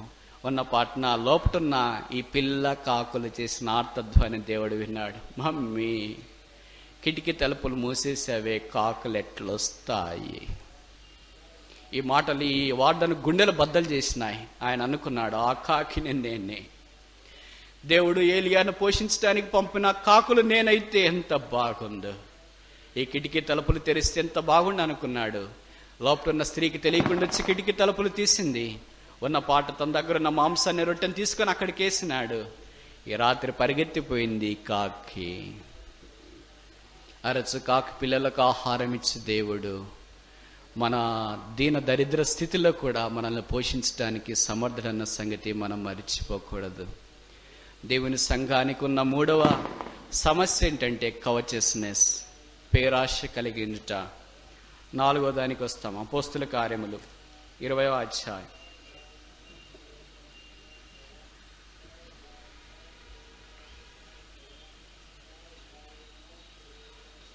34వ వచనం. Acts of the Apostles chapter 20 verse 34. నా అవసరతల నిమిత్తమును నాతో ఉన్నవారి నిమిత్తమును ఈ నా చేతులు కష్టపడినవని మీకే తెలియను. Is not lazy. కనుక అర్థం ఏంటంటే వీఆర్ లేజీ పీపుల్. లేజీనెస్, సోమరితనం. ఇంక సోమరితనము ఎవరికి ఉంది అని అడిగే బదులు సోమరితనం ఎవరికి లేదు అని అడిగితే తేలిక అనుకుంటా. ఇక మనం అంతా సుమర్తనమే కదా, ఉదయం లేచి ప్రార్థన చేసుకోవాలంటే మనం ఉదయం లేయడమే ఆలస్యం అవుతుంది. అలాగ లేచిపోతుంటాం. బైబిల్ ఈ రోజు నుండి ఖచ్చితంగా చదువుకోవాలబ్బా, ఇంటికి వెళ్ళిన తర్వాత ఈ రోజు నుండి ఖచ్చితంగా ప్రార్థన చేసుకోవాలబ్బా, ఈ రోజు నుండి ఖచ్చితంగా దేవుని సన్నిధిలో కొద్దిసేపు అయినా గడపాల అని నువ్వు అనుకునేదంతా నీకంటే మొదట సాతాను వింటాడు. బయటికి రాక చూస్తాం వారం సంతగా. సరే, నువ్వు ఇంటికి వెళ్ళావు. రాత్రి ఎందుకో ఆలస్యం అవుతుంది. బహుశా మా మీటింగ్స్ గురించిన విషయాలన్నీ ఏదో మాట్లాడుతున్నావేమో. ఆలస్యంగా పడుకున్నావు. పిల్లలు, భర్త అందరు కలిసి 7 గంటలకు వెళ్ళాలా. నువ్వు 6 గంటలైనా కూడా ఇంకా చలికాలం బాగా నిద్ర వస్తుంది. ముఖ్యంగా క్రైస్తవేతరుల కంటే క్రైస్తవులకు, విశ్వాసులకు భలే నిద్ర పడుతుంది తెల్లవారుజామున. ఇది వాస్తవం కాదా? ఇది వాస్తవం కాదని చెప్పేవాళ్ళు ఉండేది చాలా అరుదు అనుకుంటా. సరే, 7 గంటలకి 7:30కి పిల్లలందరినీ పంపించాలంటే ఇక మనం ఈరోజు లేచి బైబిల్ చదువుకుందామని రాత్రి తీర్మానం చేసుకున్నాంగా. ఉదయం లేచేటప్పటికి 6:30, 6:30గా వస్తుంది. ఇంకొక్కసారిగా పడకల మీద లేచి కళ నులుపుకుంటూ ఒళ్ళలాగా అరకుంటూ ఎక్కడికి వెళ్ళాలా, బైబిల్ ఎక్కడుంది తెలియట్లే. కనుక నేరు కిచెన్లోకి పోయి ఏంటి కిచెన్లోకి వచ్చినామే, ఒక్కసారి పిల్లలకి వేడి నీళ్ళు పెడదాంలే, వేడి నీళ్ళు పెట్టిన తర్వాత బైబిల్ తీసుకొని చదువుకుందాం. ఒక్కసారి వేడి నీళ్ళు పెట్టేస్తావు, వెంటనే పిల్లలు వేస్తారు, మమ్మీ టిఫిన్ ఏం చేస్తావు?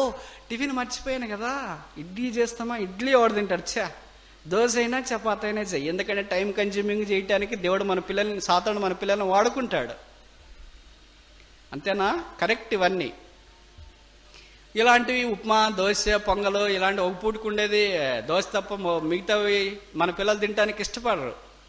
కారణం ఏంటంటే ఎక్కువ టైం తీసుకుంటే అప్పుడు ఎక్కువ రుచిగుంటారు.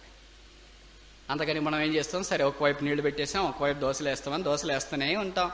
ఆ తర్వాత పిల్లలు నీళ్ళు తీసుకెళ్ళి స్నానం చేస్తారు, ఆ తర్వాత దోశలు తింటారు, తర్వాత బాక్స్ కడతాం, అది ఇదంతా చేసేస్తాం, పిల్లలు అంతా పంపిస్తాం. 8 అవుతుంది. అప్పుడు అనిపిస్తుంది, అబ్బా ఇప్పుడైనా బైబిల్ చదివి ప్రార్థన చేసుకుందాం అని కూర్చుంటావు. కూర్చున్నప్పుడు నీకు అనిపిస్తుంది, టీ తాగలేదే,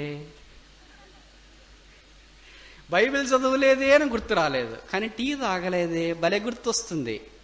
ఉదయం సరే టీ చేసుకున్నావు కదా, వచ్చి తెచ్చుకున్నావు, సోఫాలో కూర్చున్నావు, టీ తాగటానికి ఆరంభించినావు, అనిపించింది వట్టికి టీ తాగితే ఏం రుచి ఉంటుందబ్బా, పక్కన పేపర్ ఉంటే కదా రుచి ఉండేది.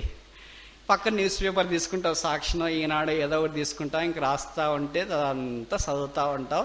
10:30, 11 అప్పుడే 11 అయిందే. శాటభారతము, ఈనాడులో ఉన్న వసుంధర, సాక్షిలో ఉన్న ఫ్యామిలీ, ఆంధ్రజ్యోతిలో ఉన్న నవ్య చదువుతుంటే దాంట్లో ఏం చదువుతున్నావు? ఇంపార్టెంట్ విషయాలు కాదు. వంటలు ఎలాగ తయారు చేయాలా, ముగ్గులు ఎలాగ చేసుకోవాలా, ఇల్లు ఎలాగ శుభ్రం పెట్టుకోవాలా, అవన్నీ చదివి ఇప్పుడు అనిపించింది, అబ్బా ఈ వంటలు అంటే మా ఆయనకి చాలా ఇష్టము, ఇప్పుడే ప్రిపేర్ చేస్తా ప్రాక్టికల్స్. సరే వెళ్ళి కిచెన్లో ప్రాక్టికల్స్ ఆరంభించినావు, చెడిపోతాయి ఖచ్చితంగా ఆ రోజు. ఏ వంటలు అయితే ఆరంభించినా అవన్నీ చెడిపోతాయి. చెడిపోతేనే మనసు చూకంటుంది, చెడిపోయినా ఎందుకో ప్రార్థన చేసుకోలేదు కదా. వంటలు అయిపోయిన తర్వాత, మధ్యాహ్నం తిన్న తర్వాత ఇంక ప్రార్థనే ప్రార్థనే ప్రార్థనే ప్రార్థనే పిల్లలు వచ్చేదాకా. వద్దమ్మా అంతొద్దు. ఇంక వంటలన్నీ చేసిన తర్వాత, క్యారర్ పెట్టిన తర్వాత ఇంక ప్రార్థన చేసుకుందాం అనేటప్పుడు నీకు అనిపిస్తుంది, అయ్యా నిద్ర వస్తుంది, చాలా అలసిపోయా, రేపటి నుండి చేసుకుందాం. ఒకే గంట సేపు నిద్రపోతా ప్రభా, 4 గంటలకు లేపు నాయనా. ఒక్కసారి అలాగ నిద్ర పడుతుంది, ఇంకంతే. నిద్ర విశ్వాసులకి. నిద్ర బట్టి ఎప్పుడు లేస్తారంటే పిల్లలు వచ్చి తలుపులు ధన ధన ధన ధన కొడుతున్నారు. మమ్మీ ఏంటి తల్లి, ఏమరా పడుకొని ఉన్నావా మమ్మీ, మేము స్కూల్కి పోయి అలిసి వస్తుంటే నీకు నిద్ర ఎలాగొస్తుంది? మీ కొరకు పని చేసి చేసి చేసి చేసి వంటలు చేసి చేసి చెడిపోయి అలసిపోయినాయి నాయన. పిల్లలు వస్తే ఇంక వాళ్ళకి అవసరమైన మ్యాగీలు అవి ఇవన్నీ తయారు చేసేటప్పటికి 7 గంటలు, హోంవర్క్ కూర్చొని చేసేటప్పటికి 8 గంటలు, భోజనం తయారు చేసేటప్పటికి 9 గంటలు. ఫ్యామిలీ ప్రేయర్ చేసుకుందామా? ఎవరైనా క్యాలెండర్ వాక్యం చదవండి, ప్రార్థన చేసుకుందాం. క్యాలెండర్ వాక్యం చదువుకోవడం, ప్రభువా క్షమించు నాయన, ఈరోజు ఉదయాన్నే లేయాలనుకున్నాను, లేయలేకపోయినా, ఈ రోజుది రేపటిది రేపే లేస్తా ప్రభువా. సాతాను అనుకుంటాడు, నీ సంగతి నాకు తెలుసులే అమ్మా, పడుకో తర్వాత చూస్తాము. అలాగే తిరిగి రోజు పండుకున్నాం, తిరిగి రోజు అలాగే రోజు గడిచినాయి, వారాలు గడిచినాయి, నెలలు గడిచినాయి, సంవత్సరాలు గడిచినాయి. అలాంటి వాళ్ళు ఖచ్చితంగా కొంతమంది ఇక్కడ ఉన్నారని నాకు తెలుసు. పౌలు అన్నాడు, నా చేతులతో నేను కష్టపడ్డాను, నేను సోమరిగా లేను, సోమరి చీమల యుద్ధకు వెళ్ళాము. దేవుని యొక్క వాక్యంలో మనం గుర్తించి గ్రహించగలిగే సంగతులు ఏంటంటే, మన క్రైస్తవ జీవితంలో ఇలాంటి దృక్పథం నుండి మనం బయటపడాలని దేవుడు కోరుచున్నాడు. క్రైస్తవుడు ఎప్పుడు సోమరి కాడు. క్రైస్తవుడు ఎప్పుడు సోమరి కాడు. నీకు ఉదయం తెల్లవారుజామున అలాగే అనిపిస్తుంది, ఇంకొద్దిసేపు నిద్ర వస్తుంది, ఇంకోసేపు నిద్ర వస్తుంది. 24 గంటలు దేవుడు రాత్రి పెట్టింటే ఎంత బాగుండా, పగలెందుకు పెట్టాడా అని నీకు అనిపిస్తుంది. ఏం అవసరం లేదు, నువ్వు లేయచ్చు 6 గంటలకే. ఏం అవసరం లేదు, నువ్వు 5 గంటలకే లేయచ్చు. ఒక్కసారి నువ్వు లేచి అలా కూర్చున్నావు అనుకో, విజయం నీదే. నువ్వు లేకుండా పడక మీద ఉన్నావు అనుకో, అపజయం నీదే. అలాగే రోజులు, వారాలు, నెలలు, సంవత్సరాలు గడిచిపోయినాయి. ఈ సంవత్సరం తీర్మానం చేసుకో. సంఘానికి ఉన్న బలహీనత ఇదే. సంఘం ఏం చేస్తుంది? నిద్రపోతుంది. అందుకే దేవుని యొక్క వాక్యంలో వ్రాయబడిన సంగతి ఏంటంటే, నీవెందుకు నిద్రపోతున్నావు? లేచి ప్రార్థన చేయి. ఎక్కడ నిద్రపోతున్నాడు యోనా? ఓడ అమరమున వెళ్ళి నిద్రపోతున్నాడు. కనుక మనం నిద్రపోయేది ఎవరు లేపటానికి వీలు లేనంత రహస్య స్థలంలో నిద్రపోతుంటాం. అంత డీప్ స్లీప్, అంత ప్లజెంట్ స్లీప్, అంత ప్లెజరబుల్ స్లీప్. ఎవరైనా మనం నిద్రపోయేటప్పుడు లేపితే, కదిపిస్తే ఎంత చిరాకచ్చా, నువ్వు గనక నేను వదిలేస్తున్నా, వేరే వాళ్ళ ఇంటే డామ్. ఎవరైనా నువ్వు బైబిల్ చదివేటప్పుడు నేను డిస్టర్బ్ చేస్తే అలాగ నీకు కోపం వచ్చిందా? ఏంటి బైబిల్ చదివేటప్పుడు నువ్వు డిస్టర్బ్ చేస్తున్నావు? అక్క భలే వచ్చావు అక్క, రైట్ టైంకి వచ్చావరా అక్క, కూర్చుందావు అక్క, ఎప్పుడు ఇదే సమయానికి రా. These are all our problems. ఇవన్నీ మన సమస్యలు. అందుకే ఈ దినాన్ని మనం ఇలాగున్నాం కనుక సంఘం అలాగా ఉంది. ఇప్పుడు 4 సమస్యలు మనం చూసుకున్నాం. మొదటి సమస్య ఏంటి? కేర్లెస్నెస్, జాగ్రత్త లేకపోవట. రెండవ సమస్య ఏంటి? షాలోనెస్, లోతు లేకపోవట, బయటికి కనపడే జీవితము. మూడవ సమస్య ఏంటి? కవచెస్నెస్, పేరాశ కలిగిండుట. 4వ సమస్య ఏంటి? లేజీనెస్, సోమరితనము. ఈ సమస్య మనందరికి పరిచయం అనుకుంటా. 5వది ఆఖరి సమస్య, అపోస్తుల కార్యములు 20వ అధ్యాయము 35వ వచనం. Acts of the Apostles chapter 20 verse 35. మీరును ఇలాగు ప్రయాసపడి బలహీనులను సంరక్షింపవలననియు పుచ్చుకొనుట కంటే ఇచ్చుట ధన్యము. సెల్ఫిష్నెస్. నేను చెప్పేవన్నీ ఆపోజిట్ ఇక్కడ వాక్యాలకి. పుచ్చుకొనుట కంటే ఇచ్చుట ధన్యము. దేవుడు ఏం చేశాడు? ఇచ్చివేసినాడు. కనుక మనం ఏం చేయాలా? ఇచ్చివేయాలి. మనం ఏం చేస్తాము? ఇచ్చింది భద్రంగా తీసుకుంటాం. ఇచ్చుట కంటే పుచ్చుకొనుట ధన్యము, అది మన బైబిల్లో. కానీ ప్రభు యొక్క బైబిల్లో పౌలు యొక్క తాత్పర్యం ఏంటి? పుచ్చుకొనుట కంటే ఇచ్చుట ధన్యం. సెల్ఫిష్నెస్, స్వార్థము. నాకే కావాలా, అన్నీ నాకే ఉండాలా, వాక్యం నేనే చెప్పాలా, పాటలు నేనే పాడాలి, కానుకలు నేనే కౌంట్ చేయాలి, సండే క్లాస్ నేనే, భోజనం దగ్గర నేనే, కార్యక్రమాలన్నీ నేనే, హాస్పిటల్కి పోయేదాకా నేనే, ఇంక పోయిన తర్వాత బయటికి ఎందుకు వస్తావా అని. అర్థమైందా మీకు? మన సంగతి ఏంటంటే మనం నిస్వార్థులుగా ఉండాలి. అంత్య దినాల్లో ఎలాంటి మనుషులు వస్తారు? తిమోతికి రాసిన 2వ పత్రిక, తిమోతికి రాసిన 2వ పత్రిక 3వ అధ్యాయం మొదటి 2 వచనాలు లేని చోట మీరు ఆలకించండి. అంత్య దినములలో అపాయకరమైన కాలములో వచ్చునని తెలుసుకొనము. ఏంటంటే అపాయకరమైనవి? 2వ వచనం, ఎలాగనగా మనుషులు స్వార్థ ప్రియులు. చాలు. అపాయం అంటే ఏమనుకుంటున్నారు? సునామీ రావడమా? ఆస్ట్రేలియాలో మెల్బోర్న్ దగ్గర వచ్చిన ఇలాంటి దావానం వల్ల అడవులు తగలబెట్టుకోవడమా? అపాయకరమైన కాలాలంటే యుద్ధాలు రావడమా? న్యూక్లియర్ బాంబు తయారు కావడమా? అపాయకరమైన కాలాలంటే ఏంటి? తుఫాన్ రావడమా? అపాయకరమైన కాలం ఏంటంటే మనుషులు స్వార్థ ప్రియులు. ఈ అపాయము ప్రస్తుతం సంఘాల్లో ఉంది. Believers are most self centred people than other people in the world. ప్రపంచంలో ఉన్న మిగతా ప్రజలందరికంటే విశ్వాసులైన వారు చాలా స్వార్థపరులు. ఎంత స్వార్థం ఉంటుందంటే అంత నేనే కూర్చోవాలి, అంత నేనే చేయాలి, వేరే వాళ్ళు పొరపాటు కూడా రాకూడదు నేను హాస్పిటల్కి పోయేదాకా. అందుకే మనం తొందరగా హాస్పిటల్కి పోతుంటాం. బిలీవర్స్ హాస్పిటల్కి క్యూ కడతారంటారు అనమాట.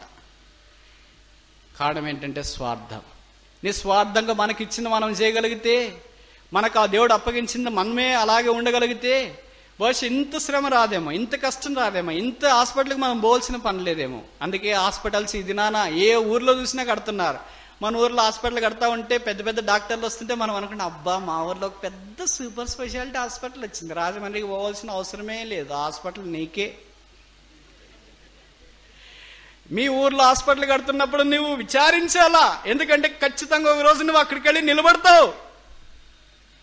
వేరే ఊర్లో నిలబడమా అన్నా? ఎక్కడైనా నిలబడతావు. ఊర్లో ఉంటే చాలా తొందరగా పోతావు, బయట ఉంటే కొద్దిగా ఆలస్యం కడతావు. ఈ దినాల్లో కలుగుతున్న ఈ విపత్కరమైన పరిస్థితుల్లో నుండి దేవుడు మనల్ని కాపాడాలంటే నిస్వార్థంగా మనం జీవించాల. నాట్ మై బట్ క్రైస్ట్, నేను కాదు క్రీస్తే. ఈ సమయంలో క్రీస్తు అయితే ఏం చేస్తాడు? బ్రదర్ మీరు వాక్యం చెప్పండి అన్న, పర్లేదులే అన్న మీరు చెప్పండి. అక్క మీరు సండే క్లాస్ తీసుకురండి, అక్క మీరు చెప్పండి, అక్క మీరు క్లోజింగ్ లెసన్ చెప్తే పిల్లలు చెవులు నిక్కు పొడుచుకొని వింటారు, అక్క మేము చెప్తే పిల్లలు నిద్రపోతారు, అక్క మీరు చెప్పండి అక్క అని ఎప్పుడైనా పొరపాటున అన్నీ ఆమెకి ఇచ్చినారు. ఏం చెప్తుందని అబ్బా ఆమె? మాకంటే బాగా చెప్తుందా?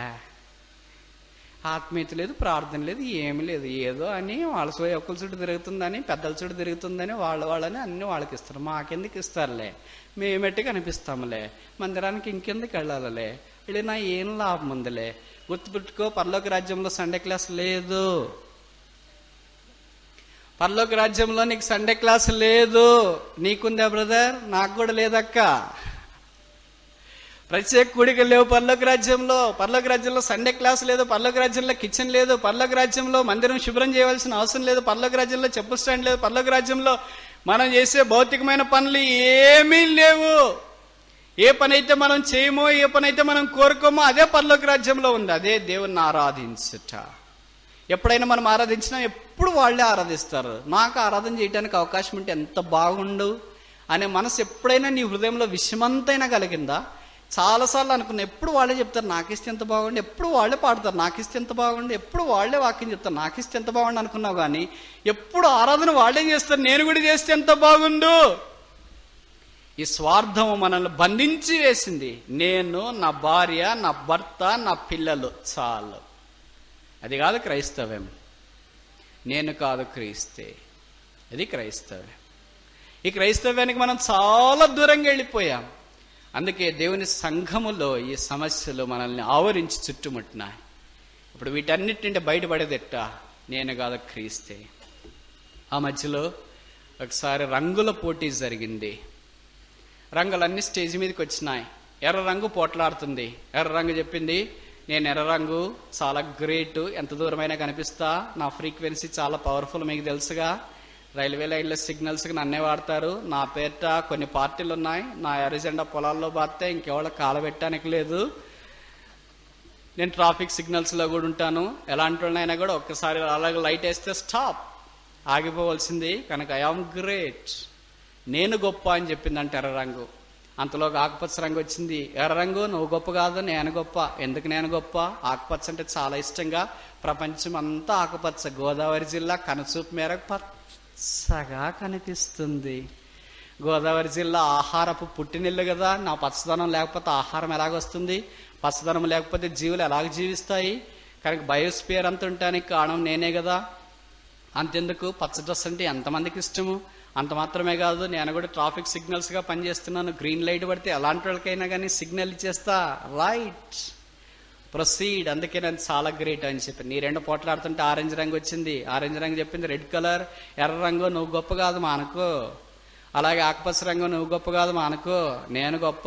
ఎందుకని? ఆరెంజ్ రంగు అంటే చాలా గొప్పగా. ఏం గొప్ప? డెవలప్డ్ కంట్రీస్లో ఆరెంజ్ పళ్ళు జ్యూస్ లేకుండా వాళ్ళకి కాలం గడవదు. మనం నీళ్ళు ఎలాగ తాగుతామో వాళ్ళు ఆరెంజ్ జ్యూస్ అలాగ తాగుతూనే ఉంటారు.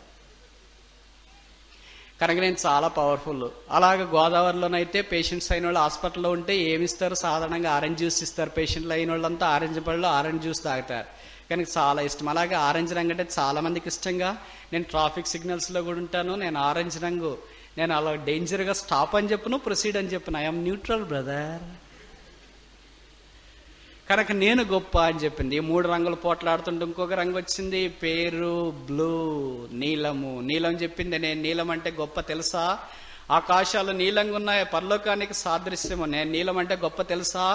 దాదాపు 70% భూమిని నింపివేసిన సముద్రాలు నీలి రంగులో ఉన్నాయి. Navy blue. Indian cricket team blue colour, మీకు తెలుసా? నీలం అంటే ఎంతో ఇష్టం ప్రతి ఒక్కరికి. షూట్ వేసుకున్నా బ్లూ షూట్ వేసుకుంటారు. బ్లూ అంటే ఇష్టం లేనిది ఎవరికి? ప్రతి ఒక్కరి చేతిలో ఏ ఇంక్ పెన్ ఉందో తెలుసా? 100 కోట్ల ప్రజల చేతుల్లో ఉన్నది కేవలం బ్లూ ఇంక్ పెన్నే. కనుక నేనంటే చాలా పవర్ఫుల్. అంతేందుకు, గోదావరి జిల్లాలో పొలం పనులు చేసుకునే వాళ్ళు ఉదయం నుండి సాయంకాలం దాకా వాళ్ళు పొలం పనులు చేసుకున్న తర్వాత బట్టలన్నీ బాగా నలిగిపోతే, మాసిపోతే, తెల్ల బట్టలు కనుక అవన్నీ ఉతికిన తర్వాత తిరిగి ఖచ్చితంగా తెచ్చి నాలో ముంచాల్సిందే. నా పేరు నీలం, నేను చాలా గొప్ప అని చెప్పింది. అప్పుడు మిగతా వాళ్ళు అనుకున్నారు, ఏంటి మీరే పోట్లాడుతున్నారు? ఒక్కసారిగా వచ్చింది, ఏంటి? పసుపచ్చ. పసుపచ్చ చెప్పింది, నేను చాలా గొప్ప. ఎందుకో తెలిసిన? ప్రతి మందిరంలో చేపలను ఆ రంగులోనేగా ఉండేది. నేనే గొప్ప. ఎందుకో తెలిసిన? సిస్టర్స్ యొక్క ముక్కుల్లో ఉంటా, చెవుల్లో ఉంటా, గొంతుల్లో ఉంటా, చేతుల్లో ఉంటా, కాళ్ళల్లో ఉంటా, బ్రదర్స్ దగ్గర ఉంటా. గోదావరిలో ఎక్కువగా నేనే కనిపిస్తుంటా. విశ్వాసుల మధ్యలో ఉంటా, అవిశ్వాసుల మధ్యలో ఉంటా. నాకేం తేడా లేదు, all are same for me. అంత మాత్రమే కాదు, నేను ఏదైనా క్రైస్తవేతలు శుభకార్యం చేసినప్పుడు కార్డు మీద నా రంగు పూస్తేనే వారి కార్డుకు మోక్షము. యాంటీసెప్టిక్గా నేను పనిచేస్తుంటా. ఎవరికన్నా జలుబు చేసినా, మోషన్స్ అయినా పాల్లో నన్ను వేసుకొని తాగితే కట్. అలాగే ఎవరికైనా కాళ్ళ పగిలిపోయినా, ఆ కాళ్ళు తిరిగి బాగా జాగ్రత్తగా ఉండాలంటే కాళ్ళకి యాంటీసెప్టిక్గా నన్ను పూసుకుంటే వారు చాలా బాగుంటారు. వీటన్నిటికి మించి నా రంగు మీద ఆంధ్రప్రదేశ్ రాష్ట్రంలో ఒక పార్టీ ఉంది తెలుసా? అందుకే నేను గ్రేట్. ఇలా పోట్లాడుతుంటే యేసుప్రభు వచ్చినాడు. ఓ రంగులారా, ఏంటి బాబు పోట్లాడుతున్నారు? చూడు ప్రభా, ఎర్ర రంగు నేనే గొప్ప అంటాడు. చూడు ప్రభా, ఆకుపచ్చ రంగు నేనే గొప్ప అంటాడు. చూడు ప్రభా, ఆరెంజ్ రంగు నేనే గొప్ప అంటాడు. చూడు ప్రభా, నేనే గొప్ప అంటాడు. అంతలోగా నేరేడు పళ్ళ రంగు వచ్చినాడు. నేరేడు పళ్ళ రంగు చెప్పాడు, నేను చాలా గ్రేట్. ఎందుకో తెలిసిన? డార్క్ కలర్ అంటే ఈ మధ్యలో చాలా ఇష్టంగా. ఆరెంజ్ కలర్ రంగు కట్టారంటే 1000 మందిలో ఉన్నా కూడా ఎవరా? అలాగా మనం చూసేస్తాం. ఆరెంజ్ రంగు కలర్ ఒక్కసారిగా అలాగా ఇంటికి వేసారంటే కాంట్రాస్టింగ్ కలర్ కనుక బాగా కనిపిస్తుంది. ఆరెంజ్ పళ్ళు తింటే మలబద్ధకం అంతా ఒక్కసారిగా షటప్.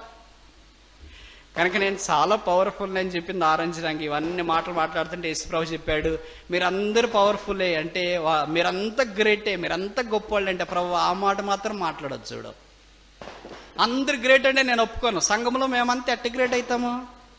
ఎవరో ఒక్కళ్ళు గ్రేట్ కావాలిగా. ఎర్ర రంగ, పచ్చ రంగ, ఆకుపచ్చ రంగ, నీలమ రంగ, ఏ రంగం గొప్ప నువ్వు చెప్పు. లేదు లేదు మీరు అంత గొప్ప, అంత గొప్ప అని మాత్రం చెప్పొద్దు ప్రభువా. అప్పుడు దేవుడు అన్నాడు, అయితే మీలో ఎవడు గొప్ప చెప్పడానికి నేను ఒక పరీక్ష పెట్టమంటారా? పరీక్ష పెట్టలే ప్రభు, మేము పరీక్షలో పాస్ అవుతాంగా, పాస్ అయితే మేమే గొప్ప అని నువ్వు డిక్లేర్ చేయలేదు చూడు, సర్టిఫికేట్ ఇవ్వాలి చూడు. సరే పర్వాలేదులే, గోదావరిలోగా. సరే ఇప్పుడు పరీక్ష పెట్టబోతున్నాను అన్నాడు. ఏంటి ఆ పరీక్ష? రంగులారా మీరంతా స్టేజ్ మీద నిలబడండి, మీకు ఒక పరీక్ష రాబోతుంది, ఆ పరీక్షలో మీరు పాలు పొందాలా. ఏంటి ఆ పరీక్ష? ఆకాశమా, ఎక్కడున్నావు? ఒక్కసారి వర్షంగా కురువా? పోయినసారి కురిశాను ప్రభు ఫిబ్రవరిలో, ఈసారి కురువు. ఒక్కసారి అలా కుండపోతే వర్షం కురిసిపోయింది. ఇప్పుడు రంగులన్నీ ఏం చేసా, ఒక్కదానొకటి పరుగో మూలకెళ్ళి దాక్కున్నాయి. యేసుప్రభు రంగుల దగ్గరికి వెళ్ళాడు. ఏంటమ్మా ఎర్రంగా? చెప్పండి ప్రభువా, పరీక్ష పెట్టాను, ఒకసారి బయటకు వెళ్ళి ఒక గంట సేపు నిలబడిపోవా? వద్దు ప్రభు, రంగు పోతా నాయన, ఇంతదాకా మరి పోటీలో పాలు పొందుతానని చెప్పావే, అంత పెద్ద పోటీ వద్దులే ప్రభు, నేను చిన్నోడిగా. ఇప్పుడు ఎర్ర రంగు దేవుడు వదిలేసినాడు, ఆకుపచ్చ రంగు దగ్గరికి వెళ్ళాడు. ఆకుపచ్చ రంగా ఏంటమ్మా వచ్చి మూలకు దాక్కున్నావేంటి? ఒక్కసారి బయట వర్షం పడుతుంది, వర్షంలో నిలబడకపోయావా? వర్షంలో నిలబడితే నా రంగు వద్దులే ప్రభువా, కనుక నేను కూడా ఇలాగ నిలబడతా. అప్పుడు యేసుప్రభు అన్ని రంగుల దగ్గరికి వెళ్ళాడు. ఏంటమ్మా పరిగెత్తేసి వచ్చి ఇక్కడ దాక్కున్నారు, వర్షం అయిపోయిన తర్వాత బయటికి వెళ్తాంలే ప్రభువా. అంటే పరీక్షలో ఫెయిలా? ఇప్పుడు దేవుడు చెప్పాడు, మీరు పరీక్షలో ఎవరు పాలు పొందలేదు కనుక మీలో ఎవరు గ్రేట్ కాదు. అంత మాట వద్దులే ప్రభా, మమ్మల్ని ఎవరో ఒకరు గ్రేట్ అని చెప్పి. ఎవరు గ్రేట్ కాదు, నేను చెప్పానుగా మొదటే, మీరందరు గ్రేటే, మీరందరు గొప్పే. అందరు గొప్పే అని అంటావా? పరీక్షలో పాలు పొందలేదంటా ఇంకోసారి పరీక్ష పెడతావా? ఇదేం అక్టోబర్ సెప్టెంబరా? పూడికి రాయటానికి మార్చి అక్టోబర్. ఇప్పుడు దేవుడు చెప్పాడు, వర్షమా ఆగిపో. వర్షం ఆగిపోయింది. ఇప్పుడు దేవుడు ఏం చేశాడంటే ఆ 7 రంగులను తీసుకొని బయటికి వెళ్ళాడు. బయటికి వెళ్ళేటప్పటికి ఒక్కసారిగా 7 రంగులను ఎలాగేసాడు, రంగుల హరివిల్లు విబ్గయార్, ఇంద్రధనస్సు, violet, IndiGo, green, yellow, orange, red. ఒక్కసారి చూసేటప్పుడు ఇరుగు పొరుగు వారంతా పరిగెత్తేసి వచ్చారు. ఇక్కడ వర్షం కురిసింది, అప్పుడే ఇంద్రధనస్సు వచ్చిందా? మా ఊర్లో ఏంటి ఇంద్రధనస్సు రావడం ఏంటి, ఎంత బాగుంది. డిజిటల్ కెమెరా నీ దగ్గర ఉందా అక్క? మర్చిపోయి వచ్చానక్క. ఒక్కసారిగా పిల్లలు వచ్చినారు, చూస్తున్నారు, అబ్బా ఎంత బాగుంది. దగ్గరకు వచ్చింది, మా పొలాల్లోనికి వచ్చింది, మా మదన దగ్గరికి వచ్చింది. మమ్మీ చూడు తల్లి, మీ జీవితంలో ఎప్పుడైనా ఇంద్రధనస్సు చూసావా? లేదు నాయనా. అలాగే అందరు ఇంద్రధనస్సు, ముసలోళ్ళు, పెద్దోళ్ళు, పిల్లలు, చిన్నోళ్ళు, యవనస్తులు అందరూ చూస్తున్నారు, అబ్బా ఎంత బాగుంది. అప్పుడు దేవుడు చెప్పాడు రంగులతో, రంగులారా మీరు ఒంటరిగా బాగుండరు. ఒక్క రంగు అంటే కొంతమందికి ఇష్టం, కొంతమందికి ఇష్టం ఉండదు. ఎర్ర రంగు అంటే కొంతమందికి ఇష్టం, కొంతమందికి ఇష్టం లేదు. బ్లూ రంగు అంటే కొంతమందికి ఇష్టం, కొంతమందికి ఇష్టం లేదు. అలాగే కొంతమంది విశ్వాసులు అంటే కొంతమందికి ఇష్టం, కొంతమందికి ఇష్టం లేదు. నేనన్నా కూడా కొంతమందికే ఇష్టం. నాకు తెలిసి ఇక్కడ కూర్చుని ఉండే వాళ్ళు కూడా చాలా మీరు మంచిగా కనుక అంగీకరించినారు. కొంతమందికి ఇష్టం ఉండదు. అలాగే యేసుప్రభు అన్న కూడా కొంతమందికి ఇష్టమే, కొంతమందికి ఇష్టం లేదు. అలాగే ప్రతి ఒక్కళ్ళు భూమి మీద ఎవరైనా సరే అందరూ ఆ వ్యక్తిని అంగీకరించరు. అలాగే దేవుని సంఘంలో కూడా మనం అంటే అందరు ఇష్టపడాలా అని అనుకోవడం పొరపాటు. ఏ రంగును అందరు ఎలాగ ఇష్టపడరు, అలాగే ప్రతి విశ్వాసిని అందరూ ఇష్టపడరు. నేను అందరు ఇష్టపడాలని నువ్వు అనుకోవడం పొరపాటే. అలాగని వాడు ఎలాగో నన్ను ఇష్టపడట్లేదుగా, ఇష్టం వచ్చింది చేస్తానని చెప్పడానికి వీల్లేదు. ఒకవేళ నువ్వు గొప్ప అని అనుకుంటే ఈ వర్షం అనే పరీక్షలో నిలబడటానికి ప్రయత్నం చేయాలా. నిలబడితే మన రంగు మారిపోతుందిగా, మన సంగతి తెలిసిపోద్ది. అందుకని దేవుడు ఏం చేస్తున్నాడంటే ఈ రంగులన్నింటిని కలిపేస్తున్నాడు, విశ్వాసులందరినీ కలిపేస్తున్నాడు. నీవంటే ఇష్టం లేదు, నీవంటే ఇష్టం లేదు, వాళ్ళంటే ఇష్టం లేదు, వీళ్ళంటే ఇష్టం లేదు, నువ్వంటే ఇష్టం లేదు, కనుక మీ అందరిని నేను తీసుకుని వచ్చి బయట వస్తున్నా. ఏంటది? రంగుల హరివిల్లు, ఇంద్రధనస్సు. ఒక్కసారి ఇంద్రధనస్సు వచ్చిన తర్వాత ఏ వ్యక్తి అయినా దాని వైపు కళ్ళెత్తి చూడుకుని ఉంటారా? గుడ్డివాళ్ళు తప్ప. సంఘము అంత అందమైనది. ఇప్పుడు దేవుడు నోహ దగ్గరికి వచ్చి చెప్పాడంట, నోహు నాకు నీకు మధ్య ఇంద్రధనస్సు ఈ నిబంధనకు సాదృశ్యంగా ఉంటుంది చూడు. అలాగే భూమి మీద ఇంద్రధనస్సు వచ్చింది. ఆ తర్వాత ఏం ప్రభు, భూమి మీద ఇంత మత్తుగానే ఇంద్రధనస్సు ఆ తర్వాత కనిపించదా? తిరిగి ప్రకటన గ్రంథం 4వ అధ్యాయంలోనికి వెళ్ళాడు. అంతటా ఒక సింహాసనం వేయబడి ఉండేట్టు సూచితుని, ఆ సింహాసనం చుట్టూ ఇంద్రధనస్సు ఆవరించి ఉండెను.